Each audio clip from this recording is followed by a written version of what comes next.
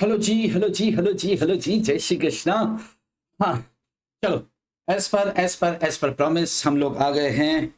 अ, हमने audit sampling SA 530 खत्म कर दिया और अपनी बात हुई थी कि अपन लोग इसका एक रिवीजन सेशन लेने वाले हैं। और रिवीजन सेशन अपन कोशिश करेंगे कि जो अपन ने 6 सेशन खत्म किया, यानी कि 6 घंटे जिसके ऊपर हमने दिए हैं, हम कोशिश करेंगे 1 से सवा घंटा, मैक्स डेढ़। डेढ़ तो यार बहुत दूर की बात हो गई, आपको पता है अपना स्टाइल 1 सवा घंटे का है। तो अपन कोशिश करेंगे 1 सवा घंटे के अंदर उसको पूरे को कंपोजिट करके, जिन्होंने सैम्पलिंग SA 530 मुझसे पढ़ा है, मुझसे नहीं पढ़ा है, किसी से भी पढ़ा है, उसको भी काम का है। लेकिन जो पहली बार देख रहा है और सोच रहा है मैं यहीं से निपट लूं, तो यार फिर इसके लिए आपको बहुत सारी मेहनत करनी पड़ेगी। आपको घर पे पहले एक बार पढ़ना पड़ेगा, क्योंकि थोड़ा सा ये स्पीड में जाएगा। ऐसी कोई बात नहीं होगी जो समझ नहीं आएगी, लेकिन हो सकता है किसी पर्टिकुलर वर्ड के ऊपर मैंने डिटेल डिस्कशन किया 20 मिनट, उसके ऊपर हम 2 मिनट बस रुक पाएंगे, क्योंकि हम रिवीजन सेशन ले रहे हैं और अब हम उन बच्चों को सोचकर नहीं ले रहे हैं जो इसी को पढ़कर हो जाए। नहीं होने वाला, चीजों में समय लगता है। लेकिन हाँ, हम उन बच्चों के लिए ये डिस्कशन कर रहे हैं जो अपने बच्चे हैं और जो अपने पराये कोई से भी है, लेकिन उनको उन्होंने एक बार कर रखा है, चाहे उनका एग्जाम खत्म हो गया, उनका ड्रॉप लग गया है, उनको नहीं, तो उनको ये चीज पूरा पूरा समझ में आएगा। चलो, तो शुरू करते हैं जी। कहाँ गया हमारा सैंपलिंग? ये ऑडिट सैंपलिंग SA 530, बड़े ध्यान से सुनना। सैंपलिंग जब हमने स्टार्ट किया था, पेन किधर गया, ये रहा। जब सैंपलिंग हमने इसको, मैं कुछ एक बड़ा सा, नहीं नहीं नहीं, मैं इसके ऊपर बड़ा सा एक स्टार बना देता हूं। ये क्यों बना रहा हूं मैं आपको बाद में बता दूंगा। 3 4 5 5 स्टार मैंने बना दिए जी इस पे। चलो, अब एकदम ध्यान से सुनो। SA 530 audit sampling. सैंपलिंग हमने डिस्कस किया था। सैंपलिंग क्या होता है कि भैया, सैंपल का मतलब सिर्फ इतना सा होता है कि भैया जहां पर ऑर्गेनाइजेशन में, ध्यान से सुनना, बिल्कुल ध्यान से सुनना, शुरू करेंगे अपन इसकी डेफिनेशन पर, आखिरी शब्द तक अपन डिस्कस करेंगे जितना हमने डिस्कशन किया है।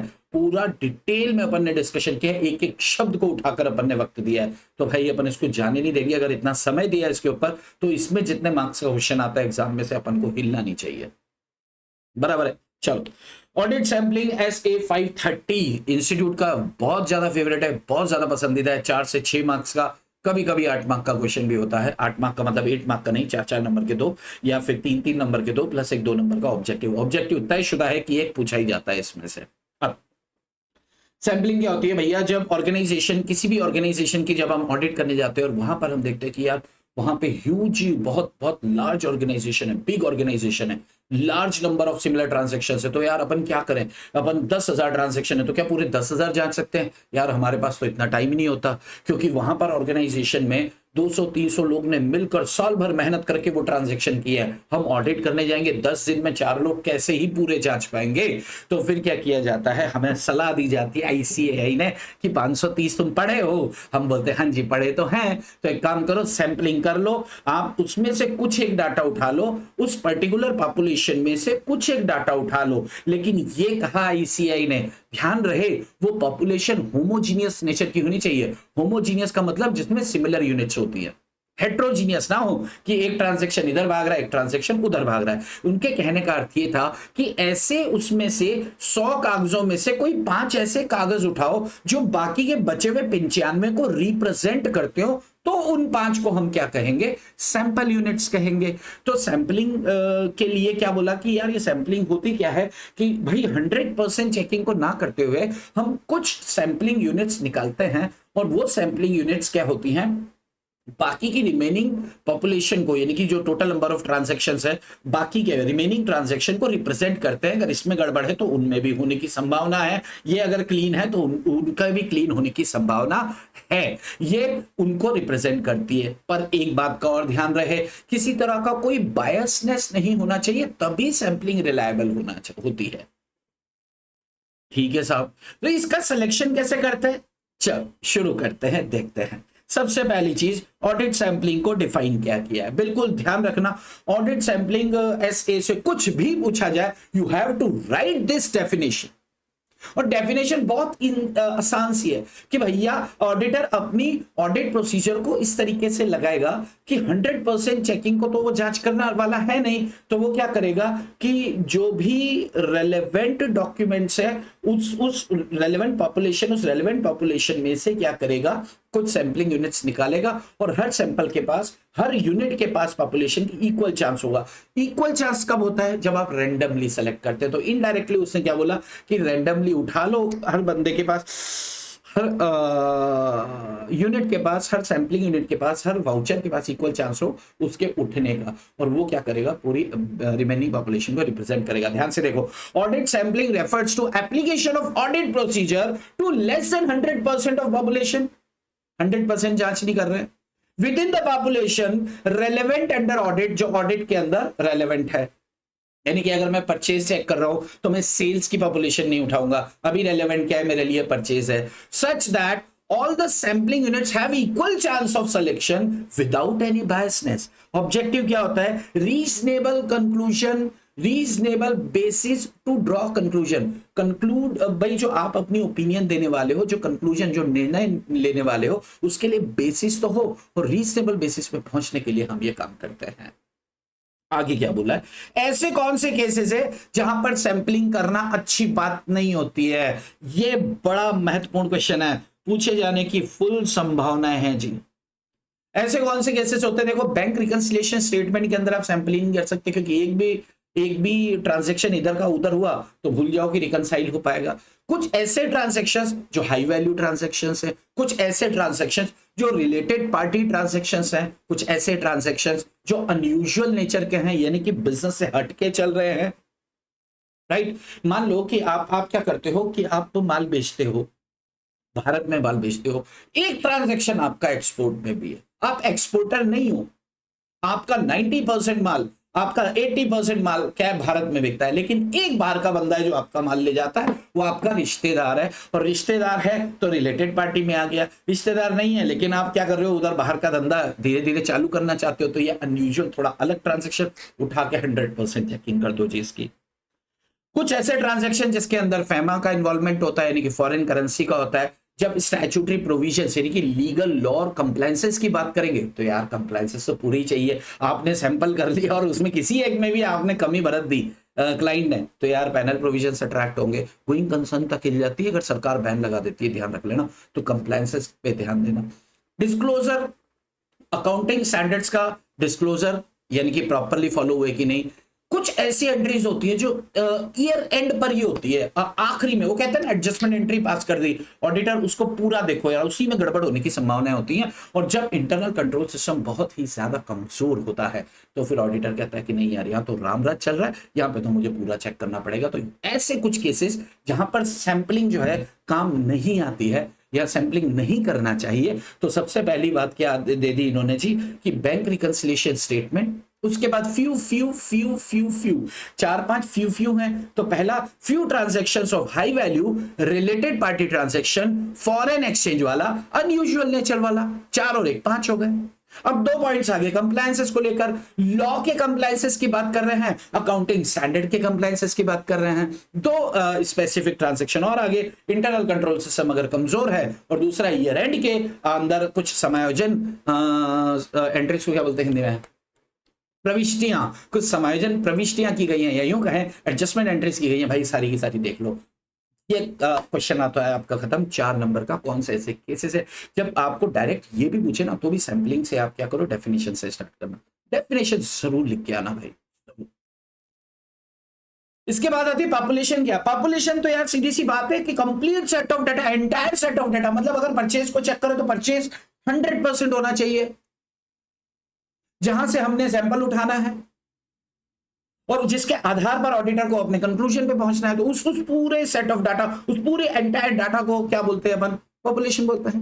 पॉपुलेशन की 3 कैरेक्टरिस्टिक्स हैं, और कैरेक्टरिस्टिक्स का हमने क्या नाम दिया था, कार। पॉपुलेशन किस पे चलती है जी, कार पे चलती है।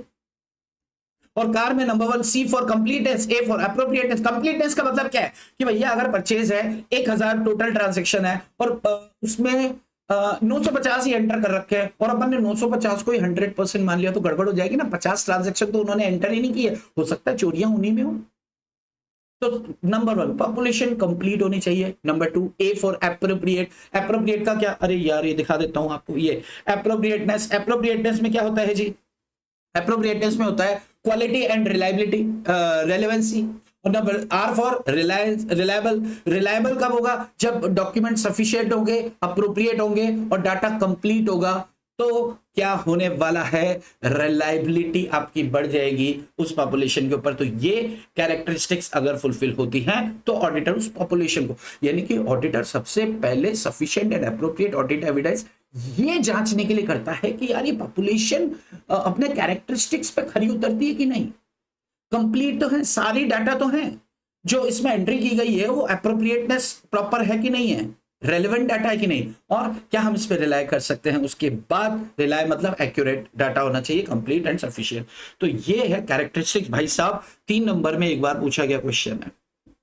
क्या पूछा जा सकता है, पूछे ना पूछे भाई साहब, है बड़ा टुच्चा पुच्चा सा, बड़े आसानी से खत्म कर सकते हो आप। This is all about of what, all about of what, sampling का डेफिनेशन क्या है, ऐसे कौन से ट्रांजैक्शन है जहां पे सैंपल में नॉट बी सुटेबल, यानी कि ऐसे कौन सी जगहें हैं जहां पे 100% चेकिंग की जाती है। तो ये 9 ट्रांजैक्शन है भाई साहब, बड़ा प्यारा क्वेश्चन है, इंस्टीट्यूट का पसंदीदा है, बड़े आराम से छाप सकते हो। उसके बाद पॉपुलेशन क्या होता है उसको डिफाइन करके और उसकी कार आपको लिख देनी है, बहुत आसान है जी। कंप्लीटनेस जैसे देखो, population to include all the relevant item throughout the entire period, जितने भी पीरियड के अंदर आपके हुए हैं तो वो सारा डाटा होना चाहिए। 1000 यूनिट्स हैं तो 1000 यूनिट्स की एंट्री हो चुकी हो, ऐसा ना हो 950 की एंट्री हो चुकी हो। कंप्लीटनेस होना चाहिए, अप्रोप्रिएटनेस, रेलेवेंट एंड अप्रोप्रिएट, और तीसरा बात रिलायबल, सफिशिएंट होगा, कंप्लीट होगा, एक्यूरेट डाटा होगा। तो हाँ जी बिल्कुल रिलायबल होगा।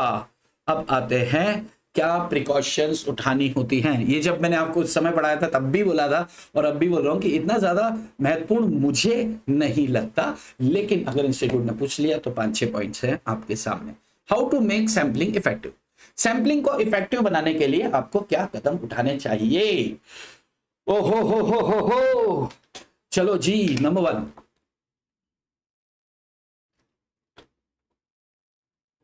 आप किसी ऑर्गेनाइजेशन की ऑडिट पे गए हो, आप सैंपलिंग करना चाहते हो, सबसे पहला काम क्या होगा, आप उसका अकाउंटिंग सिस्टम देखोगे। अकाउंटिंग सिस्टम का मतलब फ्लो ऑफ ट्रांजैक्शन, यानी कि थॉरोली आपको स्टडी करनी पड़ेगी।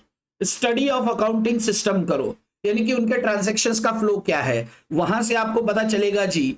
Audit trail, TRAIL, audit trail कहां से अपन को उठानी है, यानी कि कागज के पीछे कागज, कागज के आगे कागज, आगे कागज, पीछे कागज, देखना कौन सा कागज, तो यहां पर ऑडिटर देख लेगा। चलो number 2, thorough study of internal control system, यानी कि प्रोसेस की जांच करनी पड़ेगी ऑडिटर को। ऑडिटर देखेगा इनके कंट्रोल्स कैसे हैं, क्योंकि कंट्रोल्स बहुत अच्छे हैं तो शायद कागज कम उठाएगा, कंट्रोल्स बहुत पुअर है तो शायद कागज ज्यादा उठाएगा, या हो सकता है 100% चेकिंग भी कर दे।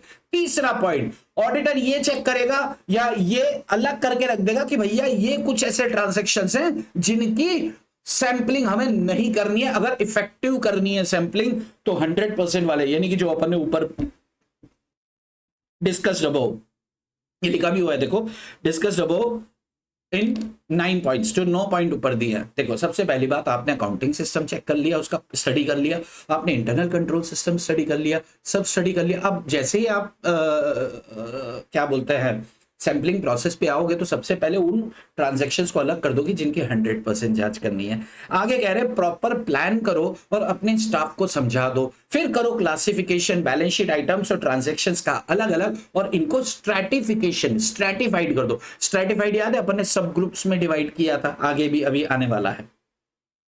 Sample size appropriately, very good बेटा, इस सैंपल साइज के ऊपर अपन अलग से 6 नंबर का क्वेश्चन पढ़ने वाले हैं, तो यहाँ पे ज्यादा बात करने की जरूरत नहीं है। लेकिन sample size appropriately determine, sample size बड़े, कितना बड़ा रखना है कितना छोटा रखना है, कुछ फैक्टर्स होते हैं वो अभी हम बात करने वाले हैं। No biasness in choosing sample, sample choose करने में आपको किसी तरह का बायसनेस नहीं करना चाहिए। एनालिसिस ऑफ मिस स्टेटमेंट, और at the end of the time जो मिस स्टेटमेंट है उनका एनालिसिस, यानी कि अगर सैंपल में कोई एरर पाए जाते हैं तो उसका एनालिसिस करो और उसके आधार पे आपको हो सकता है सैंपल साइज बढ़ानी पड़ जाए, बिल्कुल बढ़ाओ। हो सकता है 100% चेकिंग करनी पड़ जाए, बिल्कुल करो। वो मिस स्टेटमेंट मटेरियल है तो बिल्कुल आप दम लगाएंगे, इमटेरियल है तो हो सकता है छोड़ा भी जा सकता है। तो ऐसे कौन से 8 पॉइंट्स इन्होंने दे दिए हैं जी कि भैया how to make sampling effective. Sampling को इफेक्टिव बनाने के लिए आपको क्या कदम उठाना है, अकाउंटिंग सिस्टम को यानी कि फ्लो ऑफ ट्रांजैक्शन को थॉरली स्टडी करो, आप इंटरनल कंट्रोल सिस्टम की स्टडी करो, स्टडी कर लिए आ गए सैंपल बनाने पे, रुको 100% वालों को अलग कर दो, चलो अब प्रॉपर प्लान करके अपने स्टाफ को बता दो, क्लासिफिकेशन कर दो बैलेंस शीट आइटम और transaction trading pedal what ever it is, और इनका स्ट्रैटिफिकेशन कर दो अगर हेट्रोजीनियस पॉपुलेशन है तो। उसके बाद सैंपल साइज जो है अप्रोप्रिएटली डिटरमाइन करो, बिल्कुल सोच समझ के, किसी तरह का बायसनेस नहीं होना चाहिए व्हाइल सिलेक्टिंग योर सैंपल, ठीक है। और अंत में एनालिसिस करो, कोई मिस स्टेटमेंट मिलता है, कोई एरर्स नजर आती है आपको सैंपल्स में, आपको सैंपल साइज बढ़ाना है घटाना है अकॉर्डिंगली, इस तरह से आप इफेक्टिव सैंपल साइज का चयन कर सकते हैं। ये एक प्रोसेस बताइए जी, बड़ा आसान है। पूछा गया अगर, मुझे थोड़ा कम लगा था लेकिन मैं आपसे कह रहा हूं पूछा गया अगर, तो भाई साहब 4 नंबर का क्वेश्चन होगा, क्या आप कर नहीं सकते इसे? बिल्कुल। अच्छा, जो लोग पहली दफा देख रहे हैं and they want to write, तो पॉज कर करके लिख लेना, मैं वक्त नहीं दूंगा, पॉज कर सकते हैं, लिख सकते हैं। बिल्कुल बिल्कुल बिल्कुल, प्यार से चलना है, आराम से चलना है, जिंदगी है खूबसूरत, मजे लेना है। चलो अब आता है जी इसका सबसे महत्वपूर्ण टॉपिक्स में से एक, सैंपलिंग रिस्क। सैंपलिंग रिस्क क्या होता है, उसके लिए क्या करना पड़ेगा, उसके लिए थोड़ा सा पानी पीना पड़ेगा, आप भी पी लो मैं भी पी लेता हूं।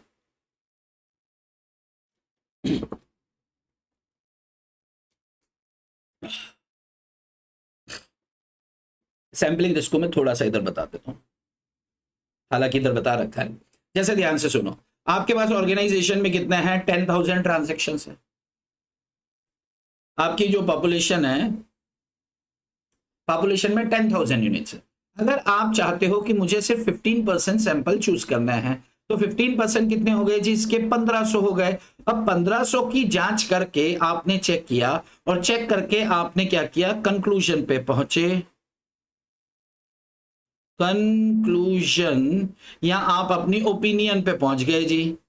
अच्छा, अगर आप पूरे 10,000 की जांच करते, यानी कि आपने 1500 की जांच की, इसका मतलब कितने की जांच नहीं की, 8500 की जांच नहीं की।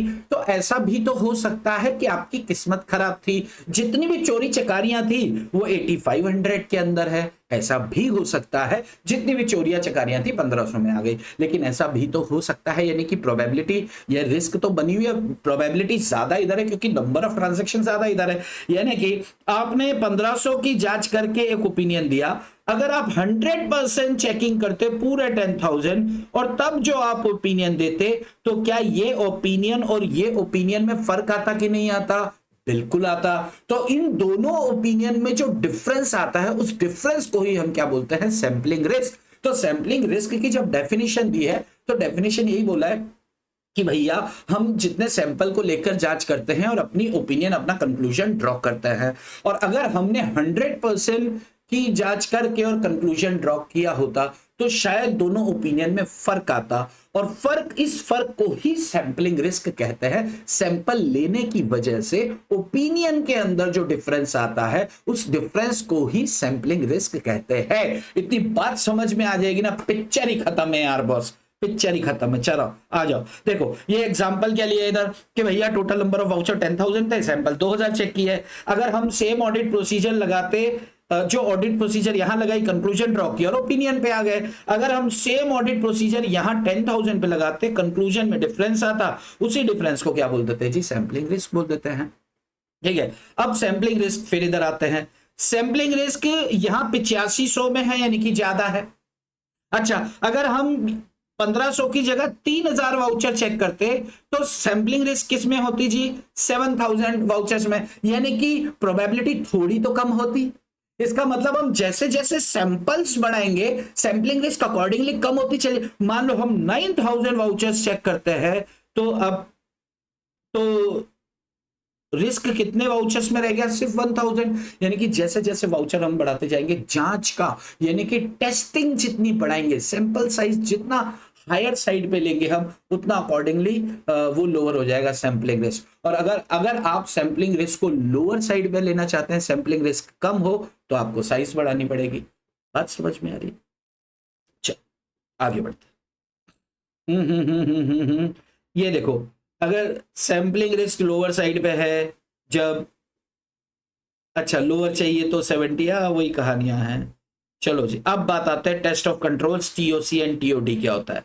ध्यान रखना, टेस्ट ऑफ कंट्रोल्स का मतलब होता है जब हम इंटरनल कंट्रोल सिस्टम की जांच करते हैं। टेस्ट ऑफ डिटेल्स का मतलब होता है जब अपन ट्रांजैक्शंस या डिटेल्स की जांच करते हैं। ट्रांजैक्शंस में आपके transaction, P and L, balance sheet, ये वो जो भी आ गया। और इंटरनल कंट्रोल्स मतलब प्रोसीजर्स हम देख रहे हैं, प्रोसेस बराबर चल रही है, उसमें किसी तरह का गड़बड़ है। देखो, गड़बड़ को यहां पर टेस्ट ऑफ कंट्रोल में क्या शब्द यूज किया जाता है? डेविएशन। ध्यान रखना, अगर टेस्ट ऑफ कंट्रोल्स में बोलते हैं कि यार यहाँ पे test of control internal control system मैंने जांच करी साहब, उसमें तो बहुत बड़ा लोचा दिखा मेरे को, उस लोचे को इंग्लिश में क्या बोलते हैं? उसको बोलते हैं डेविएशन। मिस स्टेटमेंट नहीं बोलेंगे, उस लोचे को मिस स्टेटमेंट नहीं बोलेंगे। ध्यान रखना शब्द का। और अगर डिटेल्स हमने जांच किया, डिटेल्स मतलब कोई ट्रांजेक्शन जांच किया, और वो ट्रांजेक्शन के अंदर हम बोलेंगे यार हमने इनके पी एंड एल देखा, और उसके अंदर पी एंड एल में हमें क्या नजर आया? बहुत बड़ा लोचा नजर आया। उस लोचे को इंग्लिश में मिस स्टेटमेंट बोलते हैं। हर जगह मिस मिस मिस मत घुसा देना भाई,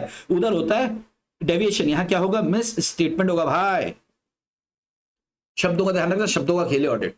चलो जी, अब ध्यान से सुनो, ध्यान से सुनना। एज एन ऑडिटर हमने टेस्ट ऑफ कंट्रोल्स की जांच की और हमें ऐसा लगा कि कंट्रोल्स बहुत अच्छे हैं। अगर एज एन ऑडिटर में कंट्रोल देखूंगा और कंट्रोल मुझे पसंद आ गया कि यार यहां इसका मतलब गड़बड़ होने की संभावना कम है, ऐसा लग रहा है मुझे, यानी कि मुझे क्या नजर आएगा कि भैया रिस्क ऑफ मटेरियल मिसस्टेटमेंट होने की संभावना यहां पर कंपैरेटिवली कम है, तो मैं क्या करूंगा? सैंपल साइज कम डिसाइड करूंगा, लोअर साइड में रखूंगा। क्यों? क्योंकि मुझे कंट्रोल्स अच्छे लग रहे हैं। लेकिन एक्चुअल में अगर मान लो ऐसा नहीं था,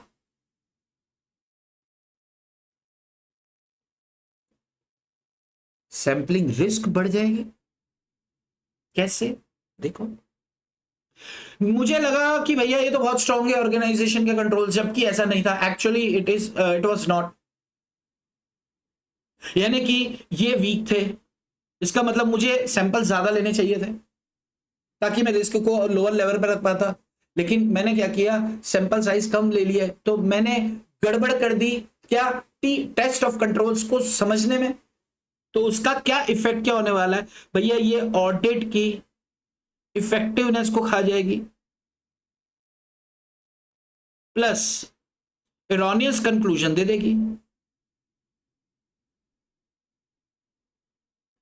मतलब गलत कंक्लूजन, गलत निर्णय पर मैं पहुंच जाऊंगा। अच्छा, इसका अगर एकदम उल्टा होता है, ये बात समझ में आ रही है आपको?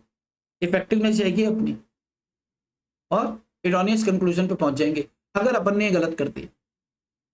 मैंने सोचा टेस्ट ऑफ डिटेल्स में, मान लो सेम चीज, मैंने क्या सोचा? टेस्ट ऑफ डिटेल्स में भैया क्योंकि कंट्रोल्स तो स्ट्रांग है, तो ROMM risk of material misstatement ना के बराबर होगी, तो अकॉर्डिंगली सैंपल साइज कम रख दिया और कहानी वहीं आके पहुंच गई। यानी कि मैंने किया भरोसा, इस भरोसा नहीं किया मैंने, अंधविश्वास, अंधा भरोसा किया। इसको क्या बोलते हैं? Over reliability. तो ध्यान रखना, देखो ऑब्जेक्टिव में पूछा जाता है, पूछा जा सकता है कि जब ऑडिटर ओवर रिलायंस कर लेता है टेस्ट ऑफ डिटेल्स और टेस्ट ऑफ कंट्रोल्स पे, टेस्ट ऑफ डिटेल्स और टेस्ट ऑफ कंट्रोल्स पे ओवर रिलायंस कर लेता है, तो क्या असर पड़ता है भाई साहब? असर ये पड़ता है कि वो सैंपल साइज रख लेगा छोटा और रिस्क बढ़ जाएगी ज्यादा, सैंपलिंग रिस्क। उससे क्या होगा साहब? ऑडिट की इफेक्टिवनेस खराब होगी, और दूसरी बात एरोनियस कंक्लूजन पे पहुंच जाएगा, ओपिनियन सही नहीं दे पाएगा। बात समझ में आ रही है क्या? एक पार्ट ये सैंपलिंग रिस्क का इंपॉर्टेंट पार्ट। दूसरा पार्ट सैंपलिंग रिस्क का इंपॉर्टेंट क्या है कि भाई साहब मैं तो हमेशा महंगी वाली टिकिया लेती थी और रुक बहन। सो दूसरा क्या है कि भैया टेस्ट ऑफ डिटेल्स और टेस्ट ऑफ कंट्रोल्स में यहां ओवर अंडर रिलायंस किया। अंडर रिलायंस का मतलब क्या होता है? एक फोटो फिर बना देते हैं, ध्यान से सुनना। Test of controls and test of details क्या किया है जी? इस बार अंडर रिलायंस किया। अंडर रिलायंस का मतलब क्या है कि भैया इनके तो कंट्रोल कुछ भी नहीं है। और टेस्ट ऑफ डिटेल्स में उसने क्या सोचा? ओ भाई साहब यहां तो रोम रोम में गड़बड़ है, रोम रोम में गड़बड़। रोम रोम का मतलब क्या? रिस्क ऑफ मटेरियल मिसस्टेटमेंट बहुत ज्यादा होने की संभावना है। एक्चुअल में वैसा नहीं था, इसीलिए तो अंडर रिलायंस कह रहे हैं। इसका मतलब एक्चुअल में ऐसा नहीं था का मतलब क्या है? टेस्ट ऑफ कंट्रोल्स हमने जांचा, लेकिन हम जांच के ये तय कर पाए कि यार कंट्रोल्स अच्छे नहीं है, जबकि एक्चुअल में वो बहुत अच्छे थे। हमें हमारी मति मारी गई थी, बुद्धि नहीं थी, यानी कि हमने अंडर रिलायंस किया। तो अगर हम कंट्रोल्स को कम आंक रहे हैं तो जाहिर सी बात है यार, हम टेस्ट ऑफ डिटेल्स में मटेरियल में से स्टेटमेंट के होने की रिस्क को अपन ज्यादा मानेंगे, रोम रोम में गड़बड़, है ना। तो हम क्या करेंगे, सैंपल साइज बहुत ज्यादा रख देंगे, यानी कि टेस्टिंग बढ़ा देंगे, ऑडिट प्रोसीजर्स बढ़ा देंगे, यानी कि वर्कलोड हमने क्या किया, बढ़ा दिया। जांच ज्यादा करने से क्या हमारी ओपिनियन या कंक्लूजन में कोई इंपैक्ट, ना ना ना, उस पर तो मिनिमम इंपैक्ट पड़ेगा, minimum risk, risk on conclusion drawn या ओपिनियन फॉर्म। भाई ज्यादा चेकिंग करें तो इसका मतलब ओपिनियन गलत थोड़ी हो जाएगा, लेकिन इससे हमारा क्या असर पड़ेगा, एफिशिएंसी, टर्म ध्यान रखना, एफिशिएंसी ऑफ ऑडिट पे इंपैक्ट पड़ने वाला है। तो ओवर रिलायंस से क्या होता था जी, ऑडिट की इफेक्टिवनेस और एरोनियस कंक्लूजन, गलत कंक्लूजन पे पहुंच जाएंगे। जबकि अंडर रिलायंस होगा तो मिनिमम रिस्क रहेगा कंक्लूजन पे, क्योंकि ज्यादा जांच किए तो ओपिनियन में गड़बड़ नहीं आएगी, लेकिन एफिशिएंसी ऑफ ऑडिट पे इंपैक्ट पड़ने वाला है। This is all about of what, आपका ये भाई साहब इन्होंने अब यही बताया जी। यहाँ पे देखो सैंपलिंग रिस्क की डेफिनेशन है, ध्यान से सुन लो, ध्यान से सुन लो। सैंपलिंग रिस्क पे क्वेश्चन क्या पूछा जाएगा मैं आपको अभी बता देता हूं। अगर पूछा गया तो 5 मार्क्स का क्वेश्चन हो सकता है। अगर डायरेक्ट क्वेश्चन आता है कि सैंपलिंग रिस्क से आप क्या समझते हैं, सैंपलिंग रिस्क की वजह से दो इरोनियस कंक्लूजन क्या आ जाता है, तो दो इरोनियस कंक्लूजन वही अपन ने जो अंडर रिलायंस और ओवर रिलायंस की बात की उसकी बात कर रहा है। अब देखो, risk that the auditor conclusion based on a sample may be different, auditor conclusion may be different from the conclusion if entire population was subjected to the same audit procedure। अगर वही ऑडिट प्रोसीजर लगाकर 100% जांच की होती तो तब क्या conclusion आता, और सैंपल पे जो कंक्लूजन आया, दोनों के बीच में जो भी डिफरेंस होने की संभावनाएं हैं उसी को हम ऑडिट रिस्क कहते हैं। अगर आप एक्सेप्टेबल, अगर आप सैंपलिंग रिस्क को कम से कम रखना चाहते हैं, लोअर, तो यार larger sample size is needed. अब आता है जी, sampling risk leads to 2 types of erroneous conclusion. मैं पढ़ के खत्म कर रहा हूं, डिस्कस हम कर चुके हैं। In case of test of controls concluding controls are more effective than actually they are, यानी कि ओवर रिलायंस कर लिया, एक्चुअल में उतने नहीं थे लेकिन हमने मोर इफेक्टिव मान लिया जी। लो जी थोड़ा बड़ा हो गया जी, चिंता ही करनी। टेस्ट ऑफ डिटेल्स में हमने ये कंक्लूड किया कि MMS does not exist when in fact it does, यानी कि एक्चुअल में तो गड़बड़ थी। तो इससे क्या होने वाला है, it affects audit effectiveness and more likely to lead inappropriate opinion, inappropriate opinion पर चला जाएगा। दूसरी बात, because of over reliance, चलो जी अच्छी बात है, हमें पता है। Second, in case of test of control concluding that controls are less effective than they actually are, or in case of test of details concluding MMS exists when in fact it does not। हमें क्या लग रहा है कि MMS तो बहुत सारे हैं लेकिन एक्चुअल में नहीं थे, हमें लग रहा है कंट्रोल्स बड़े इफेक्टिव हैं लेकिन एक्चुअल में नहीं, हमें लग रहा है कंट्रोल्स इफेक्टिव नहीं है लेकिन एक्चुअल में था, यानी कि इरोनियस कंक्लूजन क्या हो गया, it affect audit efficiency as it would usually lead to additional work. Additional work पे आ रहा है जी, एडिशनल प्रोसीजर्स अपनानी पड़ रही हैं, कोई चक्कर नहीं है। बिकॉज ऑफ अंडर रिलायंस की वजह से ऐसा हो रहा है। Risk of opinion minimum side पे रहेगी, क्यों, क्योंकि यहां पे डिटेल चेकिंग होने वाली है तो टाइम कंज्यूमिंग बहुत ज्यादा हो जाता है। This is all about of sampling risk. भाई साहब मैं एक बार फिर कह रहा हूं, बहुत ज्यादा इंपॉर्टेंट है, दिमाग लगा लेना, दिल लगा लेना, जो है आपके पास सब लगा लेना यार। इसे क्या बोलते हैं, सैंपलिंग रिस्क। हम आए थे यहाँ पर जब टॉपिक स्टार्ट किया था तो हमने यहाँ पे 2 वर्ड लिखे थे, sampling risk and non sampling risk. Sampling risk हमने बात कर लिया, नॉन सैंपलिंग रिस्क इतना सा है लेकिन साला 4 नंबर का है, तो इसको समझ लो। समझेंगे कैसे, उसके लिए हमें पीना पड़ेगा 2 घूंट पानी। अभी भी लो यार, मेरे को बड़ी प्यास लगती है यार भाई साहब, मेरे को लग रही है गर्मी बहुत ज्यादा एक्चुअली, इसके लिए अभी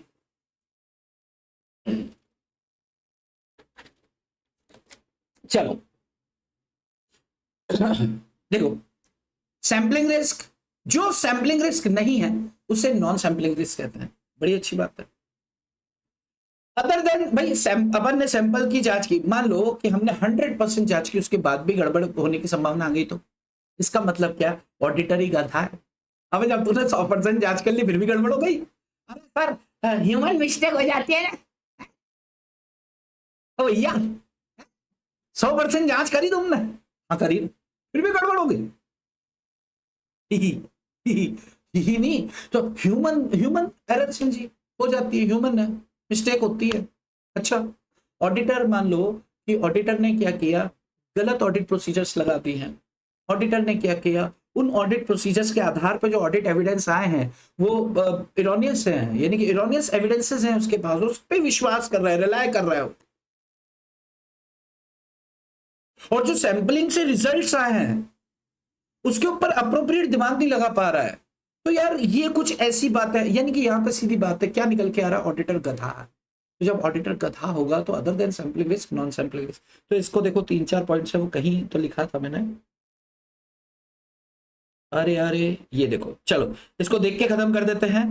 देखो, non sampling risk, risk that auditor reaches on erroneous conclusion for any reason not related to sampling risk। Sampling risk के अलावा किसी और कारण से अगर आप गलत कंक्लूजन्स पे पहुंचते हो तो उसे नॉन सैम्पलिंग रिस्क कहते हैं। It can never be mathematically measured, क्यों? क्योंकि गधे को मैथ्स से थोड़ी देख सकते हो। अच्छा, क्या क्या रीजन से ध्यान से देखना, ह्यूमन मिस्टेक्स, इंस्टीट्यूट के मॉड्यूल के पॉइंट है भाई साहब, मैंने नहीं लिखे यहाँ पे, ध्यान से याद कर लेना। 4 नंबर का क्वेश्चन, तयशुदा सॉरी नहीं बोलूंगा, लेकिन हाँ पूछे जाने की संभावना है, 4 मार्क्स कहीं लिखा गया है, देखो इज्जत से पेश आने का। चलो, ह्यूमन मिस्टेक्स होने की संभावना है हर जगह बनी रहेगी। दूसरी बात, in appropriate audit procedures apply, आपने ऑडिट प्रोसीजर्स अप्लाई जो की हैं वो अप्रोप्रिएट नहीं है, दूसरी बात जो हमने किया। तीसरी बात, relying on erroneous information, inappropriate audit procedures अपनाओगे तो जाहिर सी बात है रॉ ऑडिट एविडेंस या इरोनियस इंफॉर्मेशन आएंगी, उन्हीं पर रिलाय करके अगर आप क्या करोगे, इंटरप्रेट करोगे जो सैंपल से रिजल्ट्स आए हैं, तो भाई साहब आप इंटरप्रेट नहीं करोगे, मिस इंटरप्रिटेशन करोगे। तो हर पॉइंट एक दूसरे से जुड़ा हुआ है, आप लिंक करके इसे तैयार कर सकते हैं, इतना समझ में आता है। तो that is all about of what non sampling risk. एक बार फिर से देख लो क्या क्या कारण है, जो सैम्पलिंग रिस्क नहीं है वो नॉन सैम्पलिंग रिस्क है। एक दूसरा, यानी कि चलो ठीक है, दूसरा इसके क्या सोर्सेज है? भाई साहब ह्यूमन मिस्टेक्स हैं। अब ह्यूमन मिस्टेक हो गई, क्या मिस्टेक हुई? भाई साहब हमने गलत इनअप्रोप्रिएट ऑडिट प्रोसीजर्स अपना ली। अच्छा, उससे क्या हुआ? उससे सर हमारे पास रॉन्ग इन्फॉर्मेशन आई, इरोनियस इन्फॉर्मेशन, उसमें हमने रिलाय कर लिया। अच्छा, फिर क्या हुआ? सर फिर सैंपल से जो रिजल्ट आएंगे तो उसे तो हम मिस इंटरप्रेट करेंगे ही सही। अच्छा यार, गड़बड़ होगी तुम्हारे साथ, मतलब आप क्या हो फिर? सर गधा ही हुआ फिर, है ठीक है। तो नॉन सैंपलिंग रिस्क आ गया। चलो इतना समझ में आता है, हम आगे बढ़ते कैसे हो गए जी आज।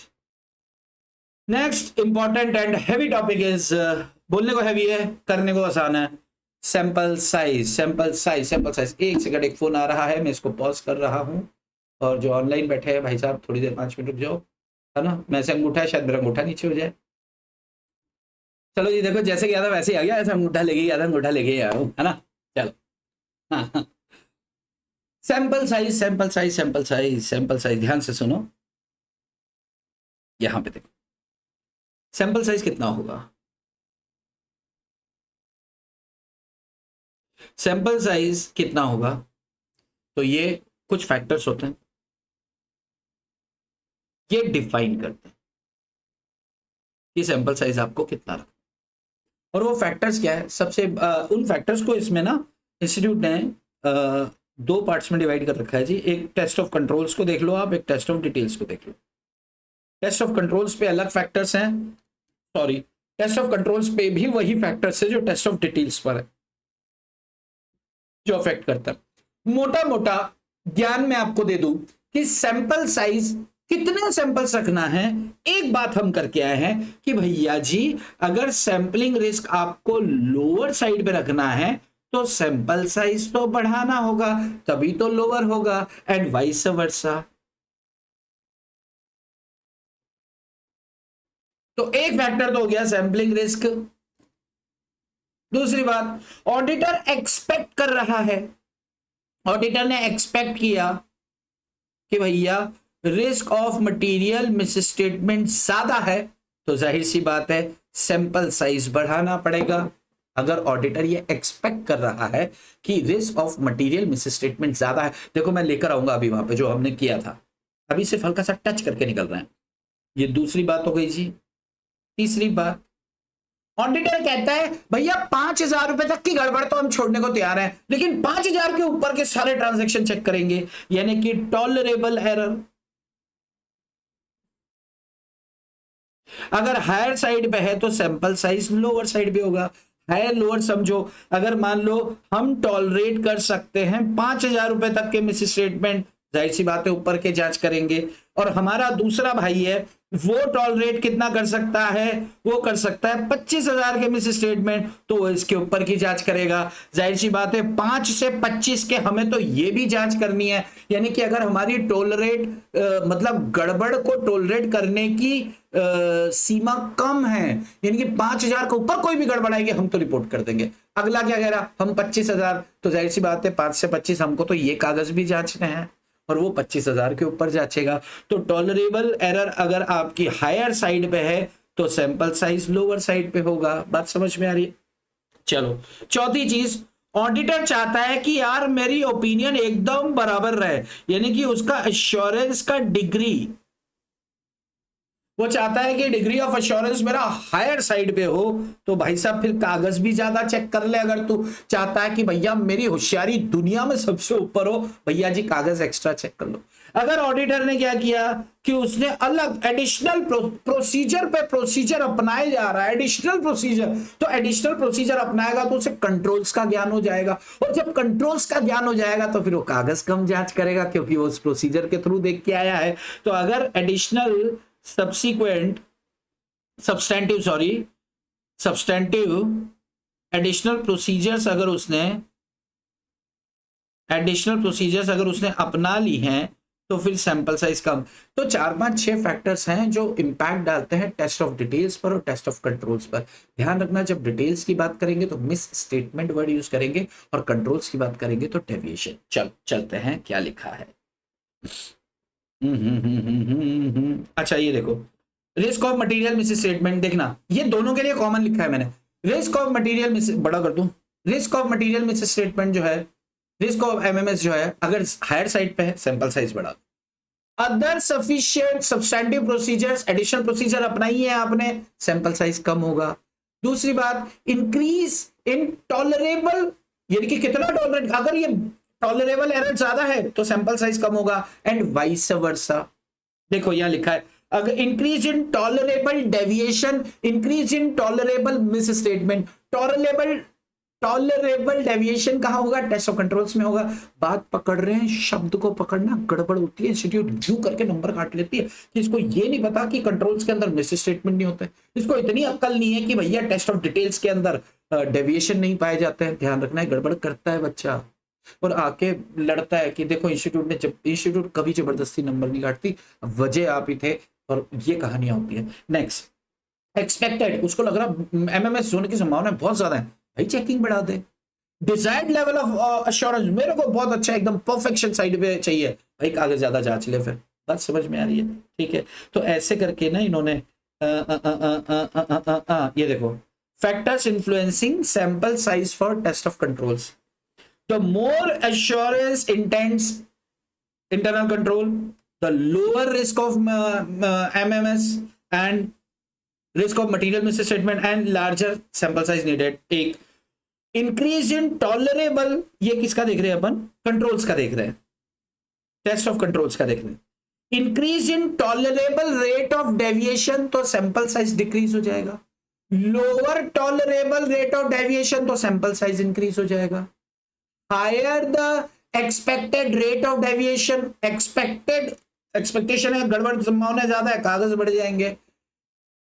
Greater the level of assurance, sample size increase हो जाएगा। ये कहानी इसके अंदर है। फैक्टर्स इन्फ्लुएंसिंग, सेम इसके अंदर भी आ रहा है, किसके अंदर? Test of details. Higher the auditor assessment of ROMM, बढ़ा दो जी। The more auditor is relying on other substantive procedure, छोटे कर दो जी। टॉलरेबल मिस स्टेटमेंट इंक्रीज हो रहा है, डिक्रीज कर दो जी सैंपल साइज।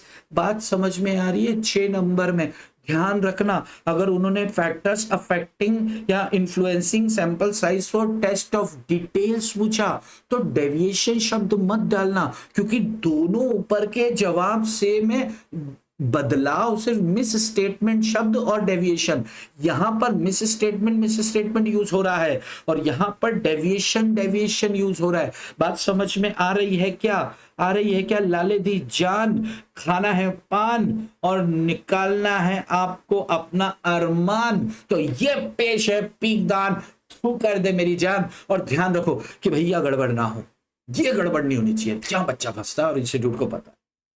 चलो, तो ये फैक्टर्स हो गए जी। इन शॉर्ट में बताया जी, ये 3 पॉइंट्स है। ये 3 पॉइंट्स भी देखो, अगर आपको लग रहा है कि यार वो दुनियादारी प्याज लहसन मेरे तो भैया पल्ले नहीं पड़ रहा, तो चलो जी, ये 3 टुकड़े हैं, ये ऑल्टरनेट मेथड है उन बच्चों के लिए जो चाहते हैं शॉर्टकट। तो शॉर्टकट ये है जी, टॉलरेबल एरर अगर स्मॉलर है तो सैंपल साइज बिगर होगा एंड वाइस वर्सा, पहला पॉइंट खत्म।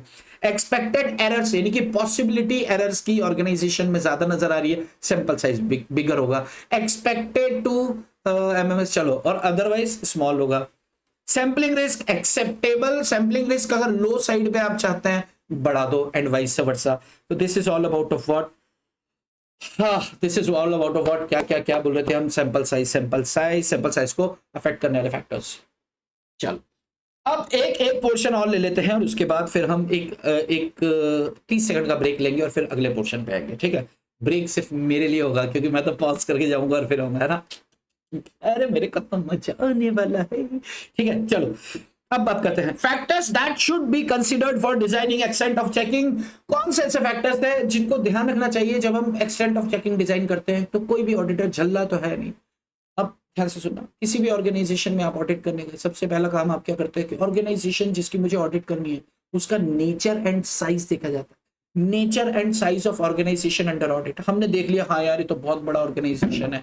फिर उसके बाद हम क्या देखने वाले हैं? भाई साहब इनके इंटरनल कंट्रोल सिस्टम कैसे हैं? कंट्रोल्स बड़े अच्छे हैं जी, बहुत ज्यादा अच्छे। अच्छा, कंट्रोल्स अच्छे हैं तो जाहिर सी बात है बुक्स और रिकॉर्ड्स इनके एडिक्वेट और रिलायबल होंगे। हाँ जी, adequacy and reliability of books and records, यानी कि पहली चीज क्या देखा आपने? ऑर्गेनाइजेशन कितनी बड़ी है, size of organisation, size of state of internal control system. तीसरी बात, adequacy and reliability of books and records. ये जांचने के बाद हम ये देखेंगे यार भाई साहब कितना 80 करोड़ का है ना इनका टर्नओवर, 100 करोड़ का है भाई, 10,000 के नीचे तो छोड़ देना। यानी कि टॉलरेबल एरर की क्या रेंज मुझे रखनी है और किस लेवल का डिजायर्ड लेवल, यानी कि मुझे किस लेवल का एश्योरेंस चाहिए, उसके अकॉर्डिंगली फिर मैंने क्या करना है? सैंपल साइज को तय करना है। Factors that should be considered while deciding the extent of checking, तो ये एक बार 3 नंबर में पूछा गया है। Size of organisation, state of internal control system, adequacy and reliability of books and records, tolerable error का range and degree of desired assurance. बात समझ में आती है अगर? तो एक मैं ले रहा हूं छोटा सा ब्रेक और आपको एक व्हाइट पेज पर मैं छोड़कर जा रहा हूं ऐसे ही, और फिर मैं एक मिनट का नहीं, ऑनलाइन तुम्हारे लिए तो 5 मिनट का ब्रेक है और आपके लिए तो सिर्फ 1 ही मिनट में आ रहा हूँ, मैं रिकॉर्डेड जो देख रहे हैं। चलो जी, बाय बाय, मैं आ रहा हूँ अभी के अभी ना। हेलो जी आ गया मैं वापस। चलो, हाँ यार, यहाँ तक चलो। Factors deciding factors that should be considered. अच्छा, ये टॉपिक हमारा डिस्कस हो गया था, अब आगे चलते हैं सैंपल सिलेक्शन मेथड। चलो सिलेक्शन पे बात करते हैं। सैंपल सिलेक्शन मेथड्स की बात करें तो मेथड्स आपको 4-5 तरह के दे रखे हुए भाई साहब, फटाफट खटाखट एकदम से खत्म होगा।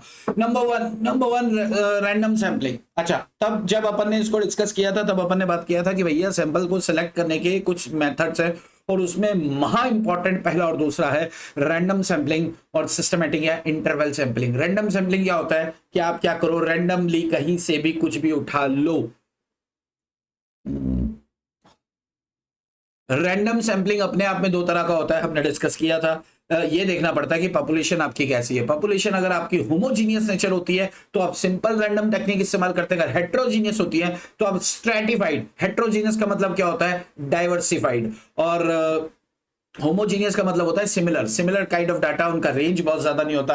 आप क्या सिंपल रैंडम टेक्निक उठाते हो, कहीं से भी कुछ भी उठाया और काम चल गया। लेकिन अगर हेट्रोजीनियस एंड डाइवर्सिफाइड होती है तो फिर आपको स्ट्रैटिफिकेशन मेथड अपनाना होता है, स्ट्रैटिफाइड सैंपलिंग करनी होती है। ये दो तरह के। अच्छा, सिंपल रैंडम में क्या है भाई साहब, आप कुछ भी उठा लो, कोई चक्कर वाली बात नहीं है। लेकिन स्ट्रैटिफाइड या डाइवर्सिफाइड होता है तो उसमें क्या किया जाता है, स्ट्रैटिफाई किया जाता है, उसे अलग अलग स्ट्रैटा यानी कि सब ग्रुप्स में बदला जाता है। अपन ने एक एग्जांपल लिया था तब। चलो मैं इधर आता हूं मेन डाटा पे जो हमारा बना हुआ है, simple random sampling and stratified. Simple random कहां पे इस्तेमाल करते हैं जी, जहां पर पॉपुलेशन जो होती है सिंपल और इजी टू यूज होती है, किसी तरह का कोई ऑडिटर का बायसेस नहीं होता।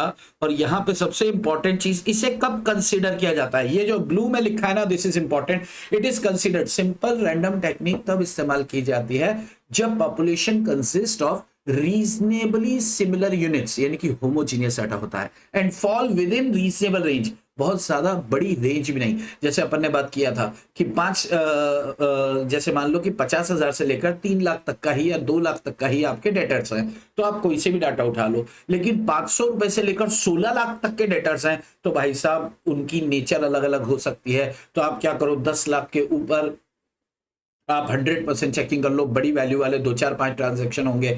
7 लाख से 10 लाख आप 50% कर लो, 4 लाख से 7 लाख आप 25% कर लो, 1 लाख से 4 लाख आप 10% कर लो, 1 लाख के नीचे के आप क्या कर लो जी, 2% चेकिंग कर लो। तो ये कौन तय करता है, ये हम अपने प्रोफेशनल जजमेंट, हमारा मन होता है जैसे हम कर लेते हैं, कोई चक्कर वाली बात नहीं है। इसे क्या बोलते हैं, स्ट्रैटिफाइड सैंपलिंग बोलते हैं। ये जी आपके सामने रहा, dividing the whole population in few separate groups called strata.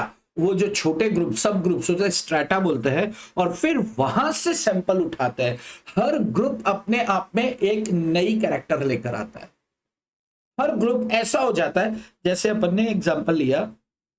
अच्छा, ये एग्जांपल इंस्टीट्यूट के मॉड्यूल का ही है।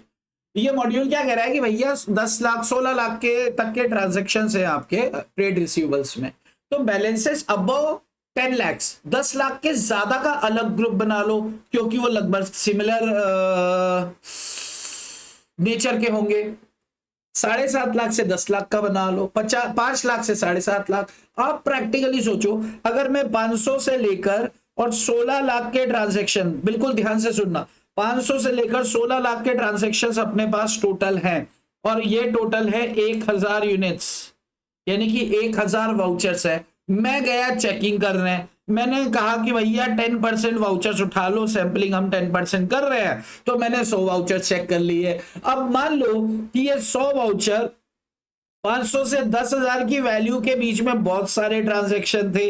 अगर ये सारे 100 वाउचर 10,000 तक में ही आ गए, तो भैया मेरे बड़े बड़े ट्रांजैक्शन तो जचने से रह गए, चेक होने से रह गए। यानी कि यहां पर पॉपुलेशन डिफरेंट, अलग अलग डाइवर्सिफाइड है। यहां पर होमो नहीं, यहां पे हेट्रोजीनियस डाटा है। तो मैंने क्या किया कि यार सारे डाटा यहां से आए, इससे अच्छा क्या करता हूं, मैं इसको 4 सब ग्रुप्स में डिवाइड कर देता हूं, 6 में कर देता हूं। ऑडिटर का प्रोफेशनल जजमेंट है। अब हर ग्रुप से मैं 10% लूंगा तो सबकी नेचर पकड़ेगा ना। और अगर कोई जहां पर बहुत ह्यूज वैल्यू आइटम है, 2-3 ही ट्रांजेक्शन है, तो अपन ने शुरू में बात की थी कि भाई 2-4 ट्रांजेक्शन है, हाई वैल्यू है, तो भैया पूरा पूरा देख लो, क्योंकि एक अकेला ट्रांजेक्शन ऑर्गेनाइजेशन को हिला सकता है।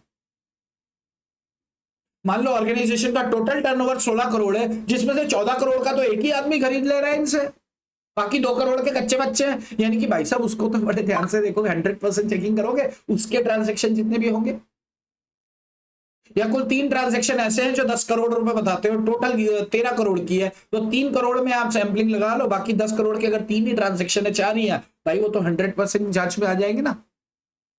वो 10% में इधर से कर लोगे और वो पूरे छूट गए तो लुट गई लंका रावण की। बात समझ में आ रही है। तो स्ट्रैटिफाई किया जाता है, स्ट्रैटम मतलब सब ग्रुप्स में डिवाइड किया जाता है। आज जी आ जाओ, यहाँ कहाँ गया, ये देखो, dividing the whole population in few separate groups called strata and taking samples from each of the sub group, sub group में से एक एक ले लो।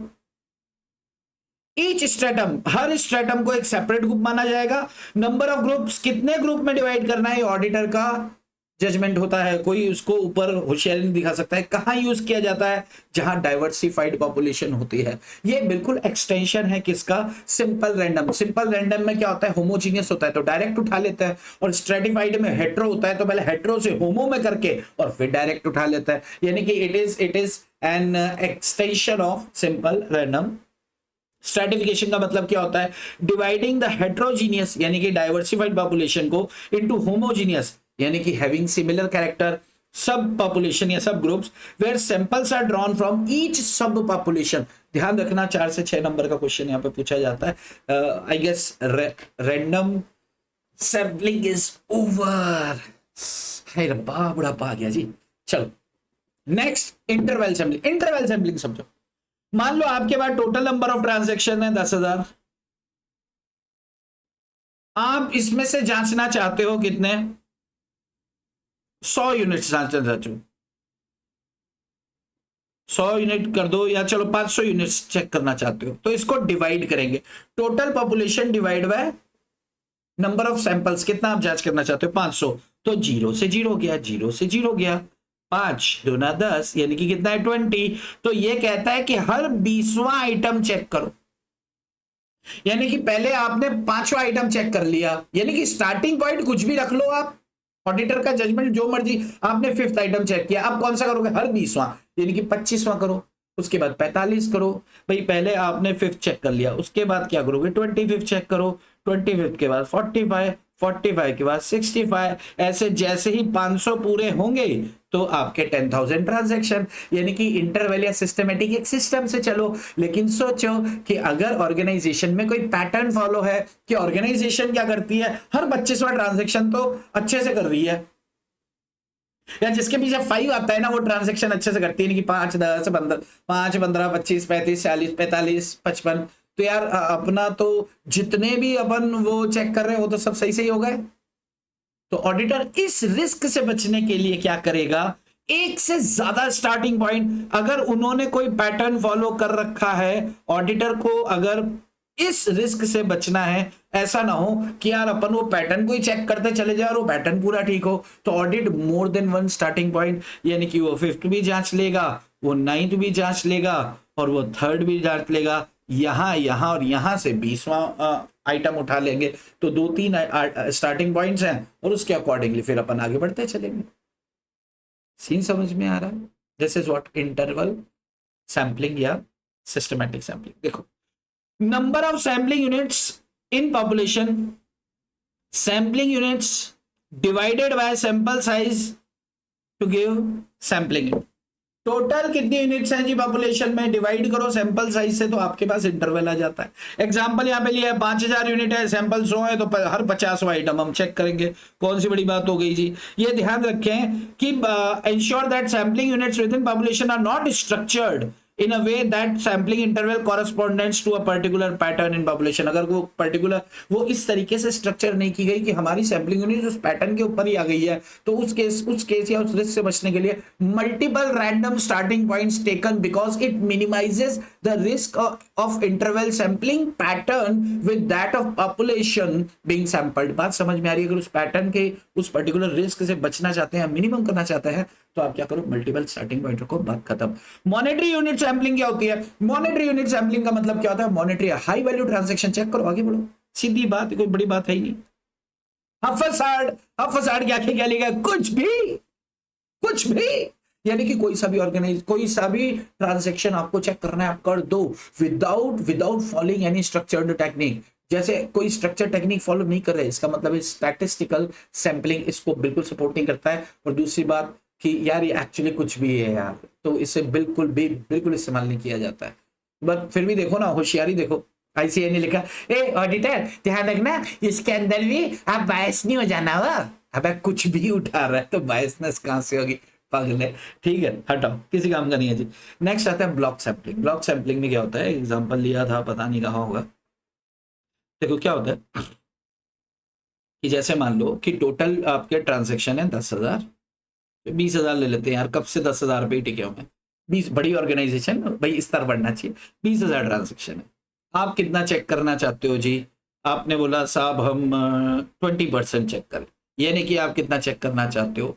4,000। तो ऑडिटर ने बोला अपने पट्टे लोग को कि एक काम करो, हर क्वार्टर में आप 1,000 चेक करो, ठीक है, क्वार्टर में 1,000 चेक करो, यानी कि हर महीने में अप्रोक्सीमेट 350 चेक करो। कि सर 350 कौन से करें?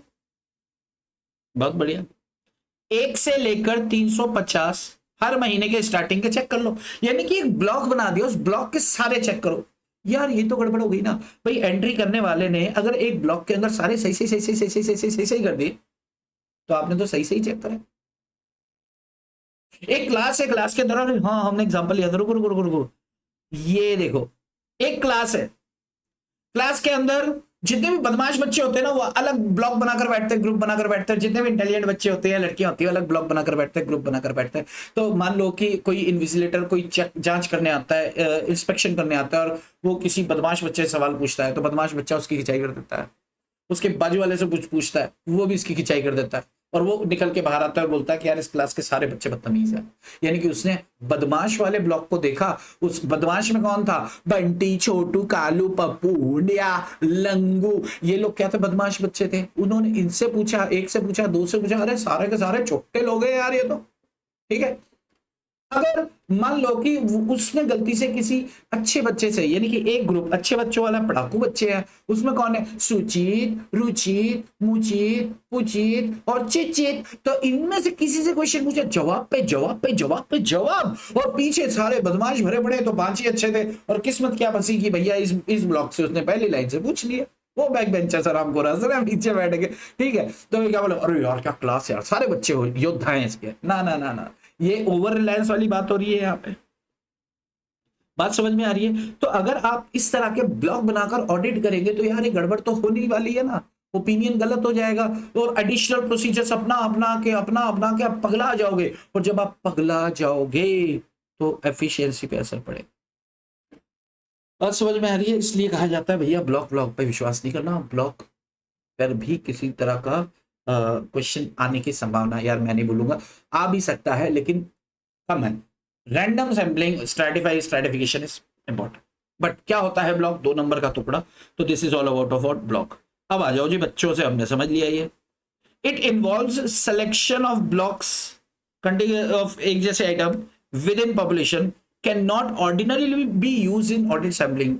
जनरली कम यूज होता है because most of the population, यार एक बात सोचो कि, चलो लिख लो, most of the population structured such that items in a sequence can have similar characteristic to each other. भाई जो सिमिलर डाटा है उनमें एक दूसरे का कलर ले सकते हैं, but different characteristics from elsewhere in population दूसरे से अलग होते हैं।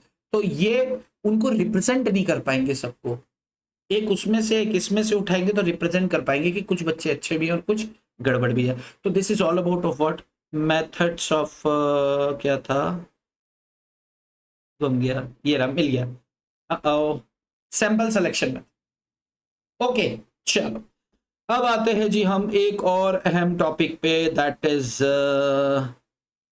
नेचर कॉज को बाद में लेंगे जी। इसके बाद आते हैं हम, yes, approaches to sampling, and this is also very important. देखो कितने स्टार लगा रखे हैं, वाइल इन रेगुलर क्लास हमने बहुत दम लगा के डिस्कस किया था, और भगवान कसम क्यों खत्म होगा। उसके लिए क्या चाहिए? एनर्जी। एनर्जी के लिए जल सेवा। रोज का 4-5 लीटर पानी पी जाता हूँ भाई, आप भी पिया करो, अंदर जितनी गंदगी होती है ना साफ हो जाती है। बहुत, जितना ज्यादा पानी पियोगे भाई साहब, पानी जिंदगी है यार, जली जीवन है, बहुत ज्यादा पानी पिया करो, बहुत ज्यादा। खाना 1 रोटी कम खाओ, पानी ठोक के पियो। फ्री की कोल्ड ड्रिंक है यार, है ना, कोल्ड ड्रिंक मतलब सॉफ्ट ड्रिंक बिना ठंडी, है ना।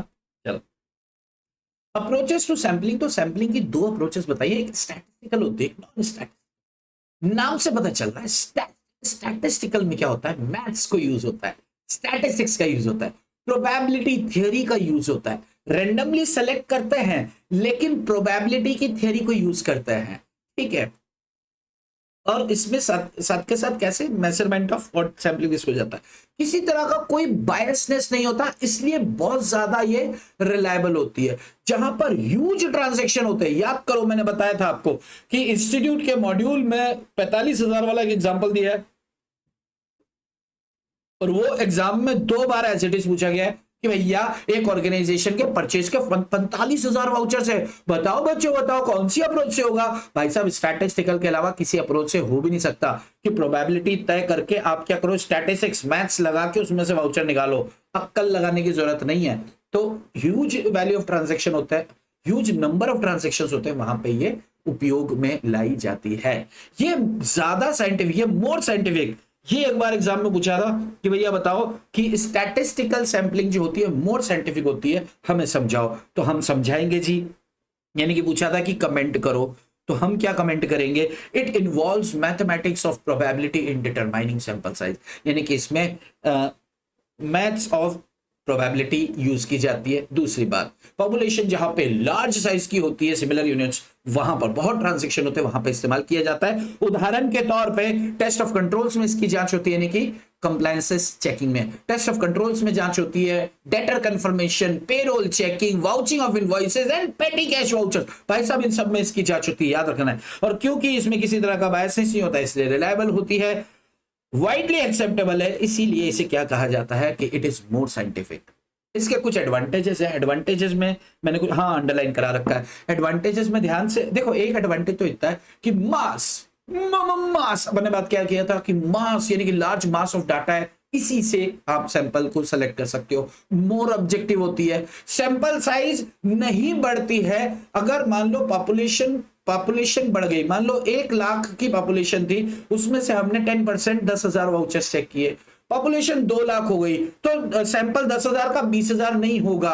क्यों? प्रोबेबिलिटी थ्योरी लगाएंगे और हो सकता है उसके अकॉर्डिंगली हम 15,000 ही चेक करें। तो जिस प्रपोर्शन में पॉपुलेशन बढ़ती है उस प्रपोर्शन में सैंपल बढ़ाने की जरूरत नहीं होती है। बेनिफिट, पहला benefit more objective, therefore more defensible. तो पहला more objective, second large mass data को जांच हो जाती है, तीसरा sample size as per population बढ़ती नहीं है, नंबर 4 वाइडली एक्सेप्टेड, इतने गुण है यार तो इसे यूज किया जाएगा ना। मोर साइंटिफिक होती है, प्रोबेबिलिटी थ्योरी यूज की जाती है, कोई बायसनेस नहीं है, रिलायबिलिटी है तो जाहिर सी बात है वाइडली एक्सेप्टेड होती है, और मिनिमम सैंपल साइज, मतलब थोड़े से सैंपल में हम बड़े बड़े risk of material miss statement और सैंपलिंग रिस्क प्रेसिशन, मतलब सैंपलिंग रिस्क को हम एवेल्युएट कर पाते हैं, जांच कर पाते हैं और उसके अकॉर्डिंग हम काम कर पाते हैं। इसके बेनिफिट्स है। This is all about of what, statistical sampling.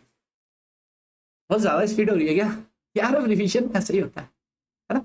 चलो, नॉन स्टैटिस्टिकल सैंपलिंग, और बड़ा आसान है जी, which is not statistical, no maths, no stats, no more scientific, personal knowledge, personal knowledge. और मैं तो बाबू यार, मेरे को तो भयानक नॉलेज है, कहां मैं स्टैटिस्टिक्स लगाऊंगा, ले निकालो ना सैंपल, मैं जैसे बोल रहा हूं वैसे। तो पर्सनल एक्सपीरियंस और नॉलेज के आधार पर कॉमन कॉमन एप्लीकेशन है, कॉमन एप्लीकेशन, सिंप्लिसिटी इन ऑपरेशन, बड़ा आसान होता है, उससे तो मुंह खोल से भाग से बोल देना, आप जाके सैंपल चुनते रहो, ठीक है। इसका क्रिटिसाइज इसे इसलिए किया जाता है कि ना ये ऑब्जेक्टिव होती है ना साइंटिफिक होती है।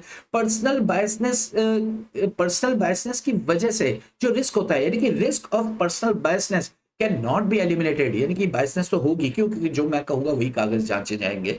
Not good, not fair, not appropriate in big entities where volume of transactions are in large number, वहां पे काम नहीं आता, वहां पे सिर्फ स्टैटिस्टिकल ही काम में आती है। तो this is all about of what, ये मैं क्या देख रहा हूँ, रिप्लेसमेंट आइटम, अच्छा इधर नहीं आएगा। This is all about of what,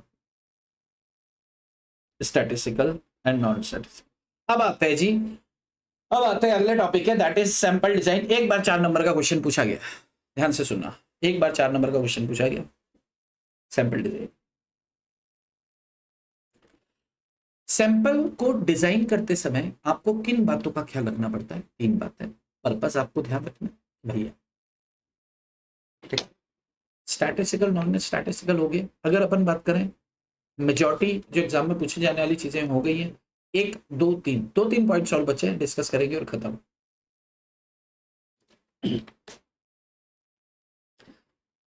sample design को तय करते समय क्या ध्यान रखना है? पर्पस। हम सैंपल डिजाइन कर रहे हैं, हम जांचना क्या चाहते हैं, हमारा उद्देश्य क्या है। Number one, assertion. पर्पस का मतलब what we want to achieve, हमारे असर्शंस क्या है, उसके अकॉर्डिंगली हम क्या करेंगे, ऑडिट प्रोसीजर्स लगाएंगे। ऑडिट प्रोसीजर्स लगाने से ऑडिट एविडेंस इकट्ठे होंगे, एविडेंस से हम देखेंगे कि सफिशिएंट एंड अप्रोप्रिएट है कि नहीं। तो उसके उसके साथ में अपने सामने क्या आएंगे, डी एंड एम आएंगे। डी एंड एम मतलब क्या, डेविएशन एंड मिस स्टेटमेंट्स। अच्छा, फिर हम ये देखेंगे जो पॉपुलेशन जिसकी हम जांच कर रहे हैं क्या वो कंप्लीट है कि नहीं। तो इस बात के लिए भी एविडेंस इकट्ठे किए जाएंगे कि पॉपुलेशन कंप्लीट है कि नहीं, और ये बात कौन करता है, SA 500 करता है, वहां से भी देखेंगे। चलो अच्छी बात है, 3 नंबर में पूछा गया, 3 पॉइंट्स होते हैं, ये लिख देंगे, खत्म। जो बात करी उससे ज्यादा नहीं है। इन्होंने फिर इंस्टीट्यूट ने एक एग्जाम्पल भी दिया कि इस एग्जाम्पल से समझा दो जी। एग्जाम्पल ले लेते हैं, चलो चलो पहले देख लेते हैं पर्पस। पहला पर्पस क्या है, ऑडिटर कंसीडरेशन इंक्लूड्स स्पेसिफिक, भाई क्या अचीव किया जाना है, कलर बदल देता हूं, क्या अचीव किया जाना है, उसके लिए कॉम्बिनेशन ऑफ ऑडिट प्रोसीजर्स क्या होंगी, ये बात हो गई। अच्छा, उसके बाद ऑडिट एविडेंस देखे जाएंगे, उसमें possible deviation and miss statement conditions क्या हैं, और वो अदर ऑडिट एविडेंसेस पर, अदर एरियाज पर क्या इंपैक्ट डाल रहे होते हैं। ये ऑडिटर को असिस्ट करेगा व्हाट कंसीडर, क्या D&M है और पॉपुलेशन। चलो छोड़ो ना ये बात। अब बात आती कंप्लीटनेस। सो एज पर ऐसे 500 ऑडिट एविडेंस कलेक्ट किए जाएंगे कि पॉपुलेशन कंप्लीट है कि नहीं। जो बात अपन ने करी उधर, बात वही इधर। ऑडिटर को जब सैंपल को डिजाइन कर रहा है तो सबसे पहले उसे खुद से सवाल करना होगा कि मेरा पर्पस क्या है, मैं क्या अचीव करना चाहता हूं, मैं किस असर्शन की जांच करना चाहता हूं, उसके अकॉर्डिंगली मैं प्रोसीजर्स अपनाऊंगा या कॉम्बिनेशन ऑफ प्रोसीजर्स अपनाऊंगा, और nature of audit evidences collect करूंगा, D&M को एनालिसिस करूंगा, और आखिरी में बात करूंगा कंप्लीटनेस, यानी कि सब कुछ है बराबर कि नहीं। 3 नंबर में पूछा गया, बड़ा आसान, आराम से लिख सकते हैं। एग्जाम्पल क्या दिया था, ध्यान से सुनो। एग्जाम्पल दिया कि इन टेस्ट ऑफ डिटेल्स, सबसे पहली बात एग्जिस्टेंस ऑफ अकाउंट रिसीवेबल, यानी कि एग्जिस्टेंस ऑफ डेटर्स, ये अपने को क्या करना है, चेक करना है। यानी कि एग्जिस्टेंस ऑफ डेटर्स, हमारा पर्पस क्या है, what we want to achieve, ये करना है। दूसरी बात, हमने उनसे एक्सटर्नल कंफर्मेशन मांगा डेटर से कि भैया एक्सटर्नल कंफर्मेशन दो। यहां पे तुम दिख रहे हो 1 लाख रुपए के, क्या तुम 1 लाख के हो, अपनी फाइनेंशियल्स भेजो।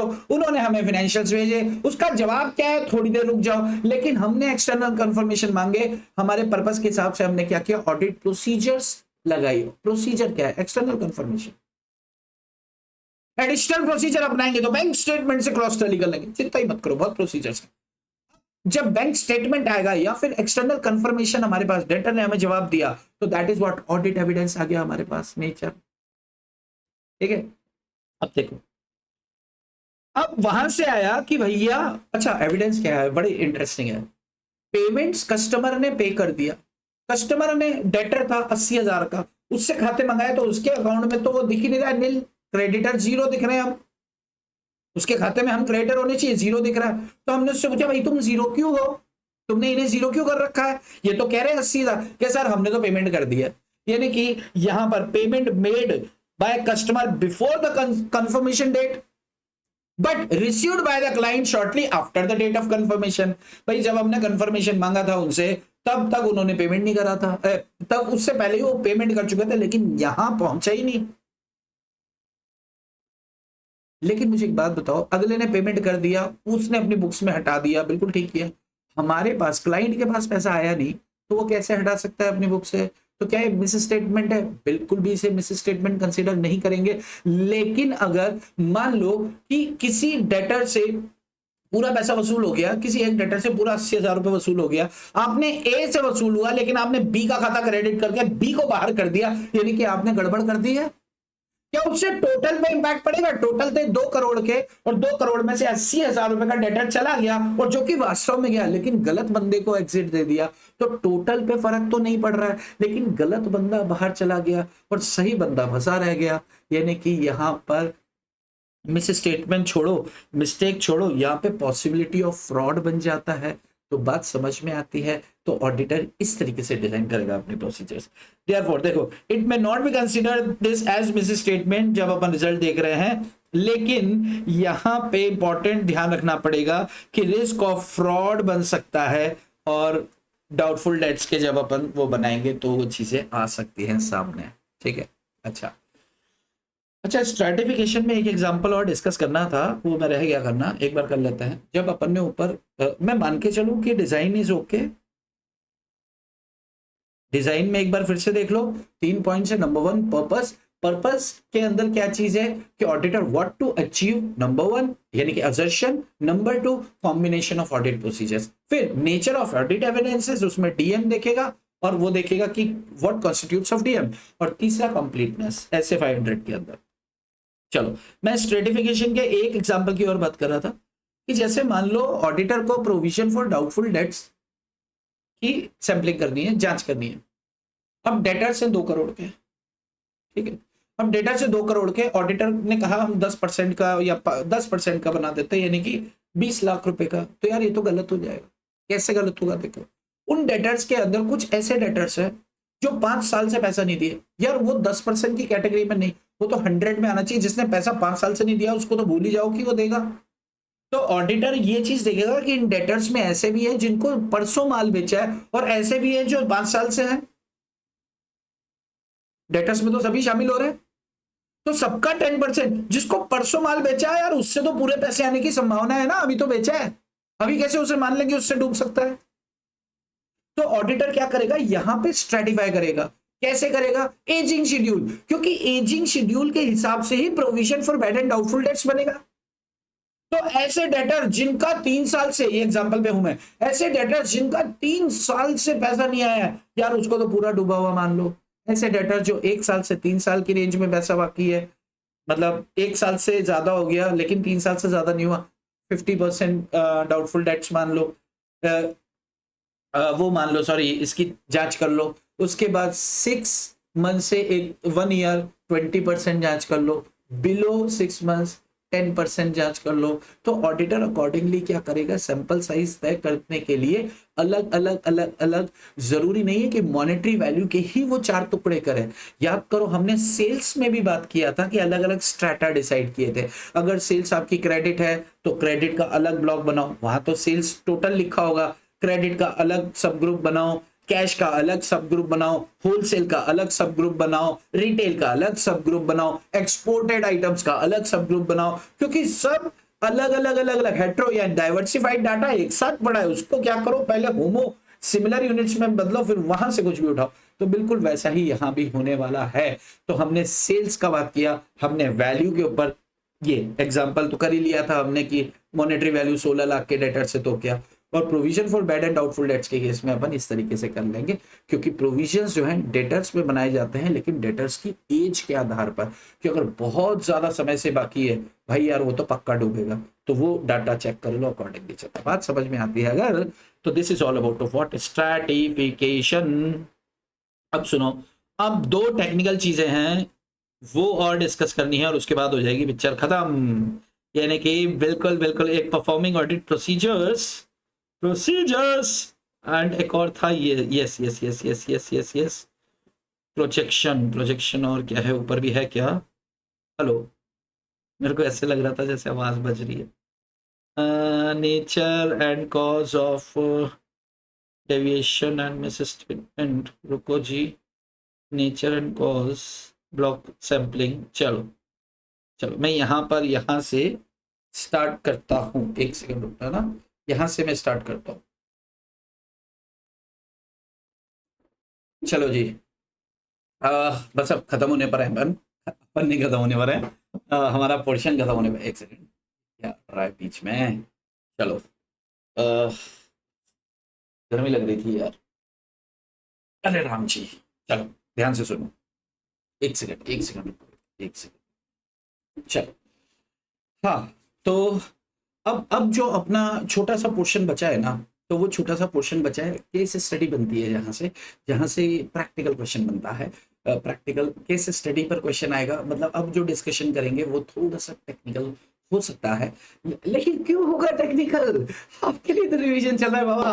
अपन दम लगाकर अपन ने 1-1 घंटा, याद है वो अपन ने 5A और 5B किया था। हाँ जी हाँ जी हाँ जी, दिस इज बस वही रह गया। ध्यान रखो, नेक्स्ट टॉपिक इज आवर और next topic is nature and cause of deviation and miss statement. Deviation miss statement को डीएनएम बोलते हैं अपन। अगर टेस्ट ऑफ कंट्रोल्स की बात आती है तो डेविएशन बोलते हैं, टेस्ट ऑफ डिटेल्स की बात आती है तो मिस स्टेटमेंट। ये टॉपिक क्या कह रहा है? टॉपिक ये कह रहा है कि भैया आपने ऑडिट सैंपलिंग प्रोसेस अपनाई। प्रोसेस में सबसे पहला कदम क्या था? भैया हम डिजाइन करेंगे, हम डिजाइन करके आ गए। डिजाइन के बाद भाई साहब हम क्या करेंगे? हम सैंपल साइज देखेंगे कितना होना चाहिए। हमने साइज देखा, साइज को इफेक्ट करने वाली चीज। अच्छा अब सिलेक्शन करो, हमने सिलेक्शन कर दिया। उसके बाद ऑडिट प्रोसीजर्स अपनाओ। प्रोसीजर्स चलो इसके बाद अपन अपनाएंगे, क्योंकि प्रोसीजर पे अपने आप में कैलकुलेशन है कुछ। तो प्रोसीजर्स अपनाओ, हमने प्रोसीजर अपनाई। प्रोसीजर अपनाने के बाद हमें क्या नजर आए? डेविएशन एंड मिस स्टेटमेंट नजर आए।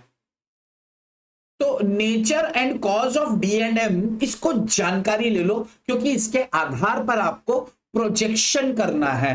प्रोजेक्टिंग मिस स्टेटमेंट्स, बराबर है। तो नेचर एंड कॉज, अब ऑडिटर इस पे क्या प्रोसीजर अपनाएगा, ध्यान रखो। सीधी सी बात है, अगर डेविएशन या मिस स्टेटमेंट नजर आता है तो ऑडिटर सबसे पहला काम क्या करेगा जी? उसका एनालिसिस करेगा, एनालाइज करेगा, डी एंड एम को ऑब्जर्व करेगा कि क्या सिर्फ इसमें गड़बड़ है या ऐसे बहुत सारे many of the units have a common features.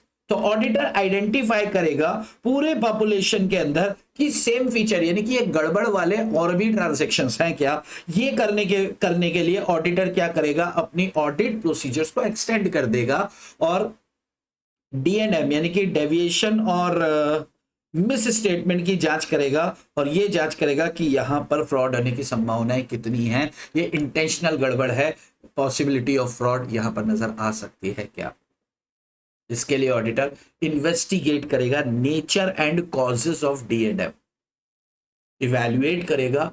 Audit अपनी ये इवैल्यूएट करेगा कि भैया ये डी एंड एम हमारी ऑडिट प्रोसीजर पे अदर एरियाज ऑफ ऑडिट पे किस प्रकार से इंपैक्ट डाल सकते हैं। पहला पॉइंट एक बार फिर से सुनो भैया। हमने क्या किया? टेस्ट ऑफ कंट्रोल्स किया, टेस्ट ऑफ डिटेल्स किया। ऑडिटर के पास सैंपल आए, सैंपल की उसने जांच की प्रोसीजर लगा के, उससे डीएनएम को एनालिसिस करेगा या उसका ऑब्जर्वेशन करेगा। ऑब्जर्वेशन के बाद उसे पता चला कि many have common features. Auditor identify करेगा पूरी पॉपुलेशन के अंदर कि सेम फीचर वाले कौन कौन से हैं। एडिशनल प्रोसीजर अपना कर एक्सटेंड, अपनी प्रोसीजर्स को एक्सटेंड करके, और वो क्या करेगा? जांच करेगा कि क्या ऐसे डीएनएम जो गड़बड़ वाले हैं ये इंटेंशनल है या बाय मिस्टेक हो गया है। डेविएशन और मिस स्टेटमेंट बाय मिस्टेक या इंटेंशनल है, और जहां इंटेंशनल है वहां पॉसिबिलिटी ऑफ फ्रॉड होती है। ये ऑडिटर ने देख लिया। अब ऑडिटर ये देखेगा कि इन डी एंड एम का नेचर और कॉज कैसा है, क्या ये हमारी ऑडिट प्रोसीजर्स को इंपैक्ट कर सकते हैं, इफेक्ट डाल सकते हैं, या अदर एरियाज ऑफ ऑडिट। आगे सेकंड पॉइंट कहता है कि ऑडिटर ये चीज देखता है कि क्या कोई रेयर सर्कमस्टेंसेस ऐसे हमारी नजर में आए हैं कि डी एंड एम तो है, हमने डिस्कवर की है, लेकिन वो क्या है? एनोमली है। एनोमली मतलब अन्नू मलिक। अन्नू मलिक देखो, दुनिया के भारत के सारे सिंगर एक तरफ और अन्नू मलिक एक तरफ। हटा बांस जैसी आवाज की, एक गरम चाय की प्याली हो, इसको पिलाने वाली हो। हाँ, तो क्या वो अन्नू मलिक है? अन्नू मलिक का मतलब, एनोमली का मतलब क्या होता है कि भैया ऐसा कोई भी ट्रांजैक्शन जो पूरी पॉपुलेशन को रिप्रेजेंट नहीं करता, यानी कि वो बिल्कुल यूनिक ट्रांजैक्शन, वो बिल्कुल out of the box transaction है, बिल्कुल अलग ट्रांजैक्शन है। तो उस सूरत में क्या करेगा ऑडिटर? देखते हैं आगे। एनोमली क्या होता है? ऐसा ट्रांजैक्शन होता है जो पूरी पॉपुलेशन को रिप्रेजेंट नहीं कर रहा है। अच्छी बात है। तो ऑडिटर सबसे पहला काम ये जांच करेगा कि भैया अगर ये पूरी पॉपुलेशन को रिप्रेजेंट नहीं कर रहा है तो एक डर तो खत्म हो जाता है कि यार इस तरह के और गड़बड़ तो नहीं है। तो ये जांच करने के लिए कि क्या ये यूनिक है, तो एडिशनल प्रोसीजर्स अपनाएगा, ऑब्टेन करेगा साइन। साइन क्या होता है? Sufficient and appropriate audit evidence. तो साइन को ऑब्टेन करेगा, और डीएनएम देखेगा डज नॉट अफेक्ट पॉपुलेशन। इस बात से खुद को इंश्योर करता है ऑडिटर। सिर्फ ये 2 पॉइंट्स आपको देके रखे हैं इस कॉजेस के अंदर, खास बात, और ये आपका टॉपिक होता है खत्म। बात समझ में आ रही है? यानी कि अच्छा यहाँ पर मैंने चार्ट में भी बताया था कि ऑडिटर जब जांच करेगा तो देखेगा अनोमली है कि नॉन अनोमली है। भाई साहब अगर अनोमली है तो रिप्रेजेंट क्या, वो तो रिप्रेजेंट, नॉन अनोमली है तो वो रिप्रेजेंट करता है पूरी पॉपुलेशन को। एडिशनल प्रोसीजर अपनाएंगे और भी है क्या, ऐसे देखेगा और इन्वेस्टिगेट करेगा कि ये डीएनएम है, ये हमारी ऑडिट प्रोसीजर्स को और अदर एरियाज ऑफ ऑडिट पे किस तरह से इंपैक्ट डालते हैं, इफेक्ट करते हैं। लेकिन अगर अनोमली है तो ऑडिट प्रोसीजर्स परफॉर्म जरूर करेगा, साइन जरूर इकट्ठे करेगा, लेकिन ये तय करने के लिए कि ये डीएम जो है वो पूरी पॉपुलेशन को इंपैक्ट नहीं डाल रहे हैं। ये गड़बड़ है, सब गड़बड़ है नहीं बोल सकते, अनोमली इन नेचर है। बात समझ में आ रही है अनोमली क्या है? तो इसको पढ़ के खत्म कर देते हैं। देखो, ऑडिटर ऑब्जर्व करता है DM have a common feature, तो आइडेंटिफाई, देखो ऑडिटर ने क्या देखा, कॉमन फीचर है, आइडेंटिफाई करो जो पॉपुलेशन में है, ठीक है, एक्सटेंड करो अपनी ऑडिट प्रोसीजर जो अपन ने चार्ट में देखा। सच डीएमएन इंटेंशनल हो सकते हैं और पॉसिबिलिटी ऑफ फ्रॉड नजर आ सकती है, पहली बात। दूसरी बात क्या करेगा ऑडिटर, इन्वेस्टिगेशन करेगा, इन्वेस्टिगेट करेगा nature and cause of DNM identified, और ये देखेगा कि उसके possible effects on our audit procedure और अदर एरियाज ऑफ ऑडिट पर क्या है। चार्ट अगर आपने लिख दिया तो इसकी लिखने की जरूरत नहीं, वहां से तैयार करो और लिख डालो।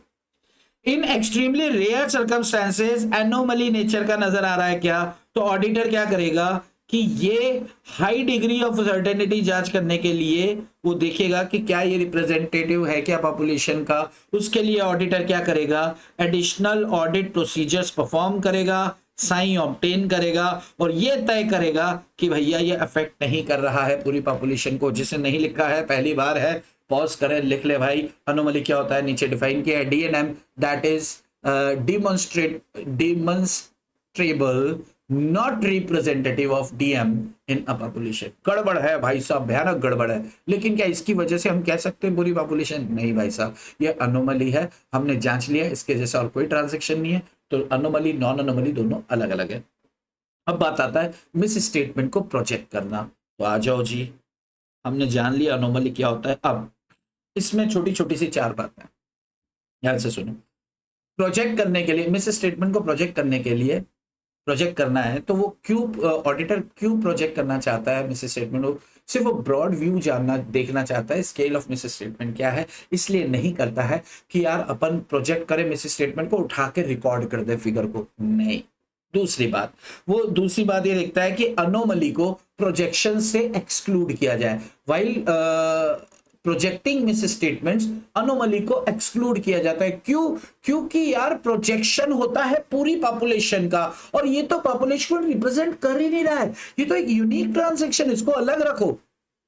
लेकिन क्या ये एस्टिमेटेड मिस स्टेटमेंट? बिल्कुल मिस स्टेटमेंट है, एस्टिमेटेड मिस स्टेटमेंट में जोड़ा जाएगा। लेकिन प्रोजेक्शन किसका होगा? प्रोजेक्शन होगा नॉन अनोमली मैटर का, और फिर अनोमली को पूरी फिगर को एज इट इज जोड़ देंगे तो टोटल एस्टिमेट आ जाएगा। भाई अनोमली, मान लो अनोमली था आपका 1 लाख रुपए का और नॉन अनोमली था मान लो 4 लाख, प्रोजेक्शन जो निकाला 4 लाख का, तो टोटल मिस प्रोजेक्शन जब अपन कैलकुलेट करेंगे तो सिर्फ नॉन अनोमली का करेंगे, अनोमली का हर जगह से हटा देंगे। और जब एस्टिमेशन निकालेंगे यानी कि टोटल एस्टिमेटेड मिस स्टेटमेंट, तो दोनों को ऐड तो किया ही जाएगा, जाहिर सी बात है, उसमें नई बात क्या है, ठीक है। और ये मैं आपको पहले नहीं बताया हूं तो सुन लो, टेस्ट ऑफ डिटेल्स के अंदर किया जाता है। देखो अगर अपन यहां पे लिखा है प्रोजेक्टिंग मिस स्टेटमेंट, तो जाहिर सी बात है टेस्ट ऑफ डिटेल्स में ही होगा। क्या टेस्ट ऑफ कंट्रोल्स में प्रोजेक्शन होगा क्या? जवाब है नहीं, वहां होता है डेविएशन, वहां मिस स्टेटमेंट नहीं होता। और डेविएशन तो अपने आप में क्या होता है? प्रोजेक्शन ही होता है। तो टी और डी में प्रोजेक्शन होता है, डेविएशन के केस में प्रोजेक्शन नहीं किए जाते हैं। बात समझ में आ रही है? अब इसका एक एग्जांपल है जी, बिल्कुल गला तोड़ एग्जांपल है, बिल्कुल अच्छे से करना। मैंने इसके ऊपर ज्यादा समय इसलिए दिया, टेक्निकल बन सकता है। एस्टिमेट देखो, एक एग्जांपल है कि आपके पास डेटर्स हैं, debtor A, debtor B, C, D, E, F, A B C D E F 6 तरह के डेटर्स हैं। वैल्यू 18 लाख का है, बी 6 लाख का है, 3 लाख, 1.25 लाख, 1.25 लाख और 60,000। अब हमने इसकी जांच की तो हमने देखा गड़बड़ है क्या, तो 18 लाख वाला हमने चेक किया तो देखा कि भैया नो मिस स्टेटमेंट, यानी कि it is free from miss statement, अच्छी बात है। 6 लाख वाला चेक किया तो हमने बोला यस यहां पर गड़बड़ है। क्या गड़बड़ है कि भाई साहब ये एक्सपोर्ट ट्रांजैक्शन है, फॉरेन डेटर था, और फॉरेक्स जो फॉरेन एक्सचेंज का जो गेन लॉस उसका कैलकुलेशन जो भी होता है वो गड़बड़ था। अच्छा, हमने देखा कि कितने लोगों को एक्सपोर्ट करता है भाई साहब, सिर्फ एक अकेला है। जैसे ही पता चला कि ये अकेला है, अलबेला है, तो ये क्या हो गया, अनोमली, इसका नाम क्या हो गया, अन्नू मलिक हो गया। अब समझ में आ रही है क्या? अच्छा, 3 लाख के बारे में हमने देखा कि गड़बड़ है, तो जवाब आया यस गड़बड़ तो यहां भी है। क्या हुआ इसमें कि ईयर एंड में लास्ट मंथ की सेल ही नहीं रिकॉर्ड करी है भाई साहब। अच्छा, तो ये क्या ये रिप्रेजेंट करता है पॉपुलेशन को? बिल्कुल बिल्कुल सर। तो ये क्या है, ये अनोमलिक नहीं है, तो इसे क्या कहेंगे, नॉन अनोमलिक। तो ये हमने पहले आइडेंटिफाई कर दिया कि अनोमली कितना है यहाँ पे 6 लाख, और ये कितना है 9 लाख। अच्छा, हमने टोटल कितनी जांच की थी भाई साहब? टोटल थे 30 लाख रुपए के डेटर्स। हमने सैंपल साइज रखा कि हम ऊपर के 90% चेक कर लेते हैं, 10% छोड़ दो। हमने यानी कि 27 लाख की जांच की। 18 लाख में कोई मिस स्टेटमेंट नहीं, 6 लाख के अंदर मिस स्टेटमेंट पाया गया, 3 लाख के अंदर मिस स्टेटमेंट पाया गया, 6 लाख वाला अन्नू मलिक, 3 लाख वाला नॉन अन्नू मलिक। अब आगे बढ़ते हैं, ऑडिटर अब क्या करने वाला है, एडिशनल प्रोसीजर्स परफॉर्म करेगा, सही इकट्ठा करेगा। अन्नो मलिक कितना है 6 लाख का, ये तय करेगा कि और तो नहीं है, तभी तो वो तय करेगा ना कि अन्नो मलिक यस, नॉन अन्नो मलिक है ये। तो टोटल मिस स्टेटमेंट नजर आ रहे हैं 9 लाख रुपए के। अब प्रोजेक्शन के लिए फॉर्मूला क्या इस्तेमाल किया जाता है, miss statement upon sample tested. Miss statement कितना है 9 लाख रुपए, अपॉन सैंपल टेस्टेड कितना हुआ है 27 लाख रुपए, multiply by total population 30 lakh रुपए। बात समझ में आ रही है? प्रोजेक्शन कैसे निकलता है, misstatement divide by sample tested multiply by total population, that is 30 lakh. Scene समझ में आ रहा है? सीन समझ में आ रहा है फॉर्मूला के हिसाब से? चलो अच्छी बात है। लेकिन सवाल यह है कि क्या प्रोजेक्शन के अंदर अनोमली शामिल होता है? तो जवाब है नहीं जी, नहीं होता। तो क्या ये कैलकुलेशन सही होगा? बिल्कुल भी नहीं होगा। तो प्रोजेक्टेड मिस स्टेटमेंट यानी कि प्रोजेक्शन के लिए अपन को क्या करना पड़ेगा, नॉन अनोमली मिस स्टेटमेंट लेना पड़ेगा सिर्फ, यानी कि 9 लाख नहीं, सिर्फ 3 लाख लेंगे। सैंपल टेस्टेड, टोटल सैंपल अपन ने 27 लाख के टेस्ट किए, लेकिन उसमें तो 6 लाख का अनोमली था। जब अपन ऊपर नहीं ले रहे तो नीचे क्यों लेंगे? तो फिर अनोमली को बाहर करेंगे। टोटल पॉपुलेशन 30 लाख की थी, लेकिन उसमें भी 6 लाख की क्या थी, अनोमली थी। तो भाई जब अनोमली को प्रोजेक्शन से बाहर करना है तो उसको टोटल से ही बाहर कर दो, क्योंकि वो क्या वो पॉपुलेशन को रिप्रेजेंट कर रहा था? बिल्कुल भी नहीं कर रहा था। बाहर करो उसको। तो यहां पे 30 लाख में से 6 लाख गया, तो यहां पे 24 लाख लेंगे। तो फॉर्मूला क्या बनेगा, 3 लाख, अरे हाँ ठीक है, divide by 27 minus 6, 21 lakh, multiply by 24 lakh. तो इस तरीके से हमारा ये कैलकुलेशन बन के आएगा 6 लाख। अच्छा, ये तो एस्टिमेट है। प्रोजेक्शन की बात करें तो अच्छा, एस्टिमेट कैसे निकालेंगे? अब देखो, ये प्रोजेक्टेड मिस स्टेटमेंट निकालेंगे नॉन अनोमली का, और एस्टिमेट के लिए हम अनोमली प्लस नॉन अनोमली का प्रोजेक्शन को ऐड कर देंगे। नॉन अनोमली कितना है 6 लाख रुपए, और प्रोजेक्टेड ये फॉर्मूले से निकल जाएगा। दोनों को ऐड करेंगे, टोटल एस्टिमेटेड फिगर आ जाएगी। मैं मान के चल रहा हूं, मैं हड़बड़ी नहीं मचा रहा हूं। देखो आप, 6 लाख रुपए नॉन अनोमली की figure, 3 lakh divide by 27 lakh minus 6 lakh, यानी कि वही 21 लाख। ये इक्वेशन आ गई जो अपन ने ऊपर बनाई है। ये 6 लाख प्लस दिस किया, 3.43 लाख का प्रोजेक्शन आया है। तो एस्टिमेटेड मिस स्टेटमेंट ये होगा। एग्जाम में पूछे जाने की संभावना है, ऐसा बोलूं भाई साहब? एग्जाम में पूछा जा चुका है और बिल्कुल संभावना है। 4 नंबर का अगर टेक्निकल कोई केस स्टडी आता है, और अगर ऑब्जेक्टिव आता है तो 2 नंबर का। अगर आपको समझ में आता है तो बहुत अच्छी बात है, नहीं आता है तो यार ये रिस्क है, ये तो पकड़ के चलना है ना। अगर आपको थोड़ा ऐसा लगता है कि यार मुझे दोबारा देखने की जरूरत है, तो आप बैक करना और फिर से देख लेना, बिल्कुल भी टफ नहीं है। अनु मलिक का बस ये ध्यान रख लेना है, अन्नू मलिक जो है ना प्रोजेक्शन से बाहर रखते हैं इसे, लेकिन एस्टिमेट का तो हिस्सा है, क्योंकि गड़बड़ तो है ना यार, छोड़ थोड़ी देंगे इसको। लेकिन एस्टिमेशन प्रोजेक्शन से बाहर, क्योंकि प्रोजेक्शन किया जाता है भाई साहब पूरी पॉपुलेशन का, और ये पॉपुलेशन को रिप्रेजेंट ही नहीं करता, तो इसको सब जगह से बाहर करके अलग से जोड़ा जाएगा। व्हाइल कैलकुलेटिंग एस्टिमेशन प्रोजेक्शन से बाहर होगा। ओके, चलो अभी इसमें क्या लिखा, इसका लिखा क्या हुआ है ये एक बार पढ़ लेते हैं। ये क्या, वैल्यूएटिंग रिजल्ट्स नहीं, ये रहा प्रोजेक्टिंग, ध्यान से सुनना। ऑडिटर प्रोजेक्ट करता है MS for obtain broad view, इसलिए नहीं कि भाई वो अमाउंट को रिकॉर्ड करे। When MS is considered anomaly, तो अनोमली को एक्सक्लूड किया जाता है टोटल पॉपुलेशन से, लेकिन एस्टिमेटेड के अंदर इसको ऐड कर दिया जाता है। लिख लेना इफ यू वांट। टीओडी के केस में भाई साहब मिस स्टेटमेंट पॉपुलेशन होती है, जबकि टीओसी में नहीं होती। क्यों? क्योंकि अब ये तो हो गया जी डेविएशन, खत्म हो गया जी, प्रोजेक्शन भी खत्म हो गया। अब अपनी बात आती है जी ऑडिट प्रोसीजर। अच्छा ये रिजल्ट तो देख चुके हैं ना अपन। अब आती है जी अपनी ऑडिट प्रोसीजर की बात। तो ऑडिट प्रोसीजर इसके बाद है जी इज दिस ऑडिट प्रोसीजर आय नमः, ऑडिट आय नमः, प्रोसीजर आय नमः, गुम गया नमः। चलो ऑडिट प्रोसीजर इसी के नीचे ले लेते हैं, इसी के नीचे साइड में ले लेते हैं। अरे ये रहा performing audit procedures with examples, ये आ गया इधर ऑडिट परफॉर्मिंग ऑडिट प्रोसीजर्स। चलो जी, चलो इसको मैं थोड़ा सा यहाँ पर अपन स्टार्ट करते हैं, थोड़ा सा इसको समझते हैं, फिर अपन उसको जो लिखे हुए पर चलते हैं। बात समझ में आ रही है बस? तो ठीक है, अब ऑडिट प्रोसीजर अपन यहाँ पे लिखते हैं। नहीं, चलो अपन डायरेक्ट यहाँ से देखते हैं performing audit procedure. Performing audit procedure बड़े ध्यान से देखना, बहुत ज्यादा इंपॉर्टेंट है। आसान भी बहुत है यार, आसान भी बहुत है और आखिरी भी है, सबसे खुशी की बात। अरे मजे आने वाले हैं, खत्म होने वाले। देखो परफॉर्मिंग ऑडिट प्रोसीजर, तो ऑडिट प्रोसीजर परफॉर्म करने के लिए ऑडिटर सबसे पहला काम, ऑडिटर अपना पर्पस देखता है जी। पर्पस कि what I want to know, मुझे क्या चाहिए, यानी कि assertions, what to achieve, assertion. जैसे मान लो कि एक उदाहरण के तौर पर अगर एक ऑडिटर ये चाहता है कि भैया मुझे डेटर का एक्सिस्टेंस को चेक करना है, तो उसके बैलेंस करेक्ट है कि नहीं, तो उसने क्या प्रोसीजर अपनाया, एक्सटर्नल कंफर्मेशन। तो प्रोसीजर तय किस पर होगा कि आपको चाहिए क्या, चाहिए मुझे ये असर्शन चेक करना है कि डेटर एग्जिस्टेंस है कि नहीं। एक्सटर्नल कंफर्मेशन मैंने ले लिया जी, एक्सटर्नल कंफर्मेशन लेने के बाद मैंने तय किया, थर्ड पार्टी से पूछ लिया, पूछने के बाद मैंने फाइनल कर दिया। ठीक है, अगर मैं जानना चाहता हूं कि all the debtors are properly recorded और नॉट, तो मैं क्या करूंगा, बैंक स्टेटमेंट लूंगा और बैंक स्टेटमेंट से मैं क्या करूंगा, क्रॉस वेरीफाई कर लूंगा कि यार कौन कौन से ऐसे लोग हैं जो पैसे तो दे रहे हैं लेकिन डेटर्स की लिस्ट में नहीं है, तो प्रॉपर रिकॉर्ड हुए हैं नहीं हुए हैं, मैं ये जानना चाहता हूं। तो मैं ये प्रोसीजर यानी कि procedure according to assertion auditor इस्तेमाल करता है। अब ध्यान से सुनना, ऑडिटर क्या करेगा, ऑडिटर परफॉर्म करता है audit procedure on selected item.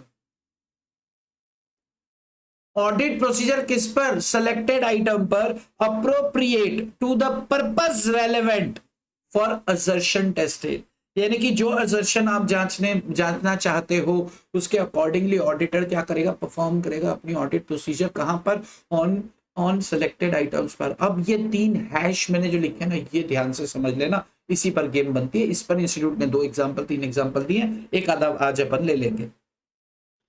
Audit procedure perform की आपने सिलेक्टेड आइटम्स के ऊपर, जो आपने सैंपल तय किए थे, उसमें किसी तरह का कोई इश्यू आया, गड़बड़ नजर आई, तो उस इश्यू को वेरीफाई कर लो। नहीं सर वो वेरीफाई हो ही नहीं पा रहा है, अच्छा तो उसका कोई रिप्लेसमेंट आइटम देखो और उसे वेरीफाई कर लो, बड़ी अच्छी बात है, पहला हैश खत्म और अपने ओपिनियन की तरफ पहुंचो। लेकिन अगर ये जवाब आता है कि सर रिप्लेसमेंट आइटम भी नहीं है, तो #2 शुरू हो जाता है। अच्छा रिप्लेसमेंट आइटम भी नहीं है, तो ऑल्टरनेट प्रोसीजर अपना लो, अपने सेलेक्टेड जो पहले सेलेक्ट किया था उसके ऊपर दूसरी प्रोसीजर अपना के जांच कर लो। सर दूसरी ऑल्टरनेट प्रोसीजर भी नहीं लगा पा रहे हैं उसके ऊपर, तो हम मतलब एक ही रास्ता था उसे जांचने का और वो भी बंद हो गया और कोई रिप्लेसमेंट आइटम भी नहीं है। इसका मतलब ना रिप्लेसमेंट आइटम है और ना ही ऑल्टरनेट प्रोसीजर हम अपना पा रहे हैं, तो हम क्या बोलेंगे भैया, D&M है, यानी कि #3। ऑडिट प्रोसीजर भी नहीं अपना पा रहे हो ऑल्टरनेट, और किसी तरह का कोई आपके पास रिप्लेसमेंट आइटम भी नहीं है। अगर दोनों जवाब से ना जवाब आता है तो हम क्या बोलेंगे, गड़बड़ है भाई सब गड़बड़ है, टिंग टिंग टिंग, गोलमाल है भाई सब गोलमाल है। तो फिर अपन क्या बोलेंगे, D&M है। अगर टेस्ट ऑफ कंट्रोल्स में है तो उसे डेविएशन बोलेंगे और टेस्ट ऑफ डिटेल्स में है तो उसे मिस स्टेटमेंट बोलेंगे। इतनी सी बात है, बात समझ में आ रही है? 3 हैश देखो, मैं आपको ये चीज दिखा दूं, सैंपलिंग प्रोसेस है पूरी SA 530 में। सबसे पहले सैंपल डिजाइन किए जाते हैं जो हम सीख के आए, फिर सैंपल साइज तय किया जाता है कि सैंपल कितना होगा डिजाइन के अकॉर्डिंगली, वो हम सीख के आए। उसके अकॉर्डिंगली हम सैंपल को सेलेक्ट करते हैं। जब सैंपल सेलेक्ट करते हैं तो फिर उनके ऊपर ऑडिट प्रोसीजर अपनाते हैं जो हम पढ़ रहे हैं। और प्रोसीजर अपनाने के बाद क्या होता है प्रोसेस में, nature and cause of DM जो हम बात कर चुके हैं, उसके बाद मिस स्टेटमेंट को प्रोजेक्ट करते हैं और इवेल्युएट करते हैं रिजल्ट्स को। ठीक है जी, वो हो गई बात, बराबर है। प्रोसीजर में अब ध्यान से सुनना कि ऑडिटर अपनी प्रोसीजर्स परफॉर्म करता है ऑन सेलेक्टेड आइटम अप्रोप्रिएट, वो उसकी रेलेवेंट असर्शंस के अकॉर्डिंगली उसकी प्रोसीजर अप्रोप्रिएट होनी चाहिए। अच्छी बात है। 3 हैश क्या है कि भैया आपने क्या किया, ऑडिट प्रोसीजर अपनाई ऑन सेलेक्टेड आइटम और उसमें कोई पाया गया इशू, तो इशू को वेरीफाई कर लो। सर हम इशू को वेरीफाई नहीं कर पा रहे, अच्छा उसका रिप्लेसमेंट आइटम देख लो #2। सर वो रिप्लेसमेंट आइटम से जवाब नहीं आ पा रहा, अच्छा तो फिर #3 क्या करो आप, ऑल्टरनेट प्रोसीजर अपना लो। साहब हम ऑल्टरनेट प्रोसीजर भी नहीं अपना पा रहे, कुछ नहीं हो पा रहा है, तो यार फिर वो गड़बड़ है यार, उसको गड़बड़ मार्क करो और आगे बढ़ो, बात खत्म। क्लियर है। एग्जाम्पल देखते हैं। एग्जाम्पल कहाँ है भाई, दिया है क्या?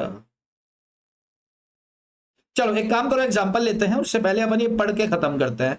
परफॉर्मिंग ऑडिट प्रोसीजर्स, तो पहला पॉइंट क्या है, auditor shall perform audit procedures on each item selected, ये हमने उधर देखा, अप्रोप्रिएट टू द पर्पस, आपकी प्रोसीजर पर्पस के अकॉर्डिंगली होनी चाहिए। पर्पस के अकॉर्डिंगली मतलब क्या, आपने जो असर्शन जानना चाहते हो।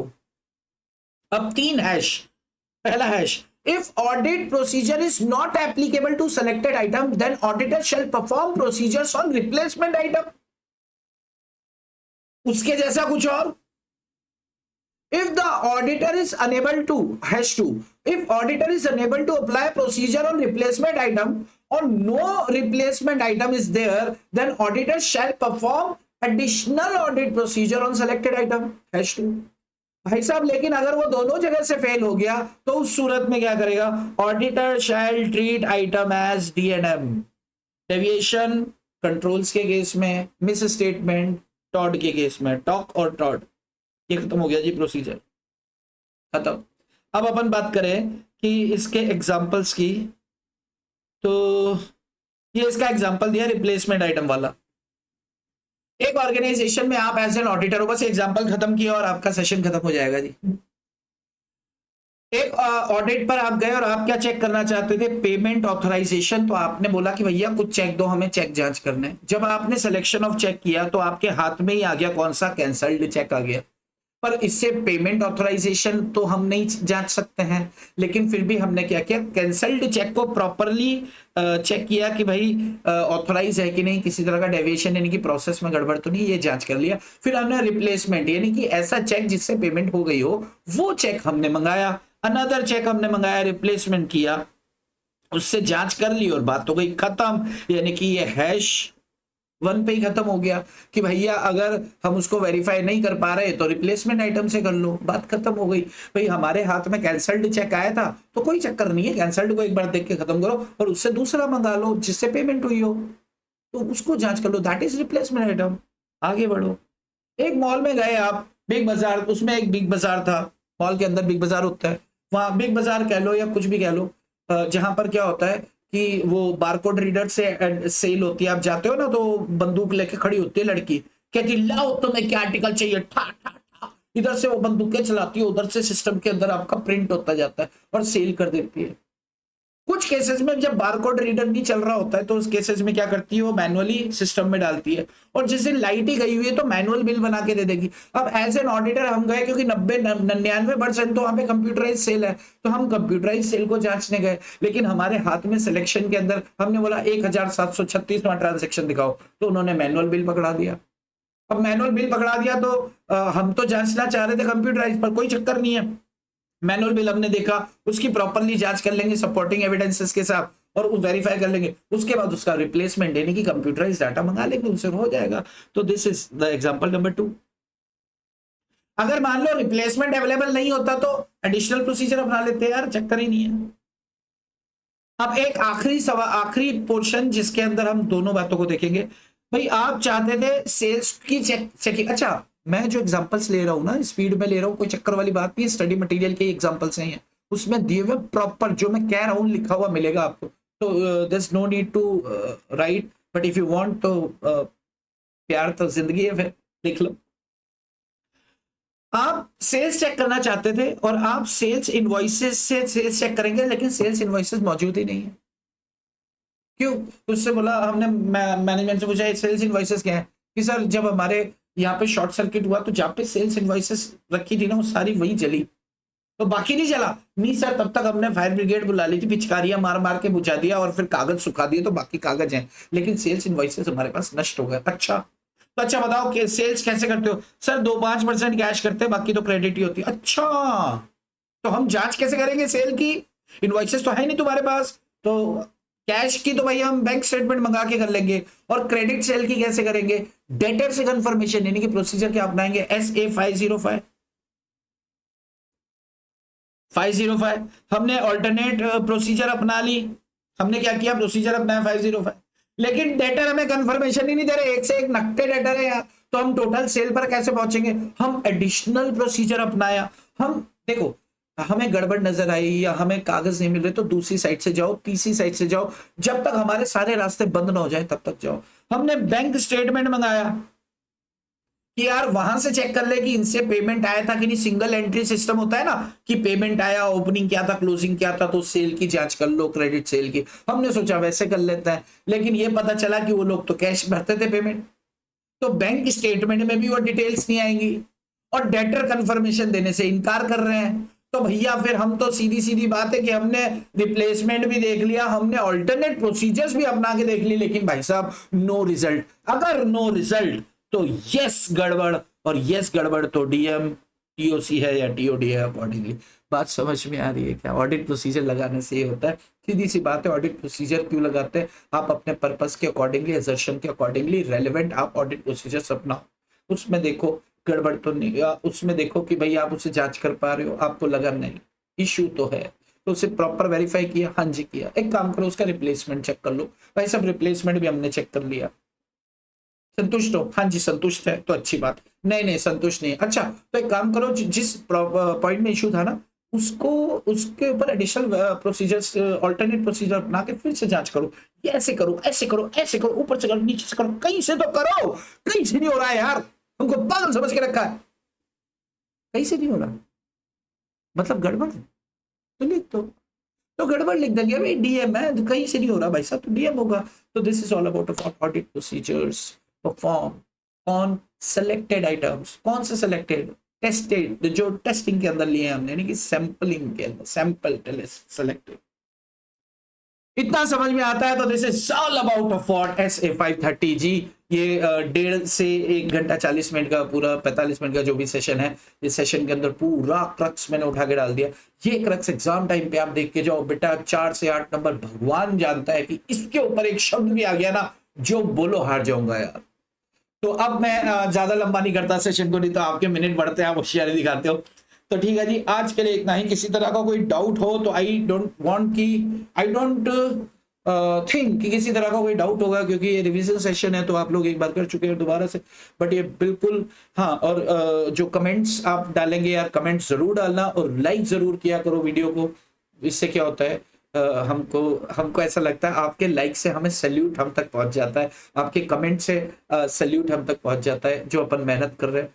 ढेर सारा प्यार आप लोगों को। आज के लिए इतना ही। आपकी शाम खूबसूरत हो, बाकी चर्चा करेंगे हम अगले सेशन में। टाटा, बाय बाय, बाय बाय जी, bye bye. Sir revision session सभी SS के, यस सभी के होंगे, सभी के होंगे। चलो बाय बाय।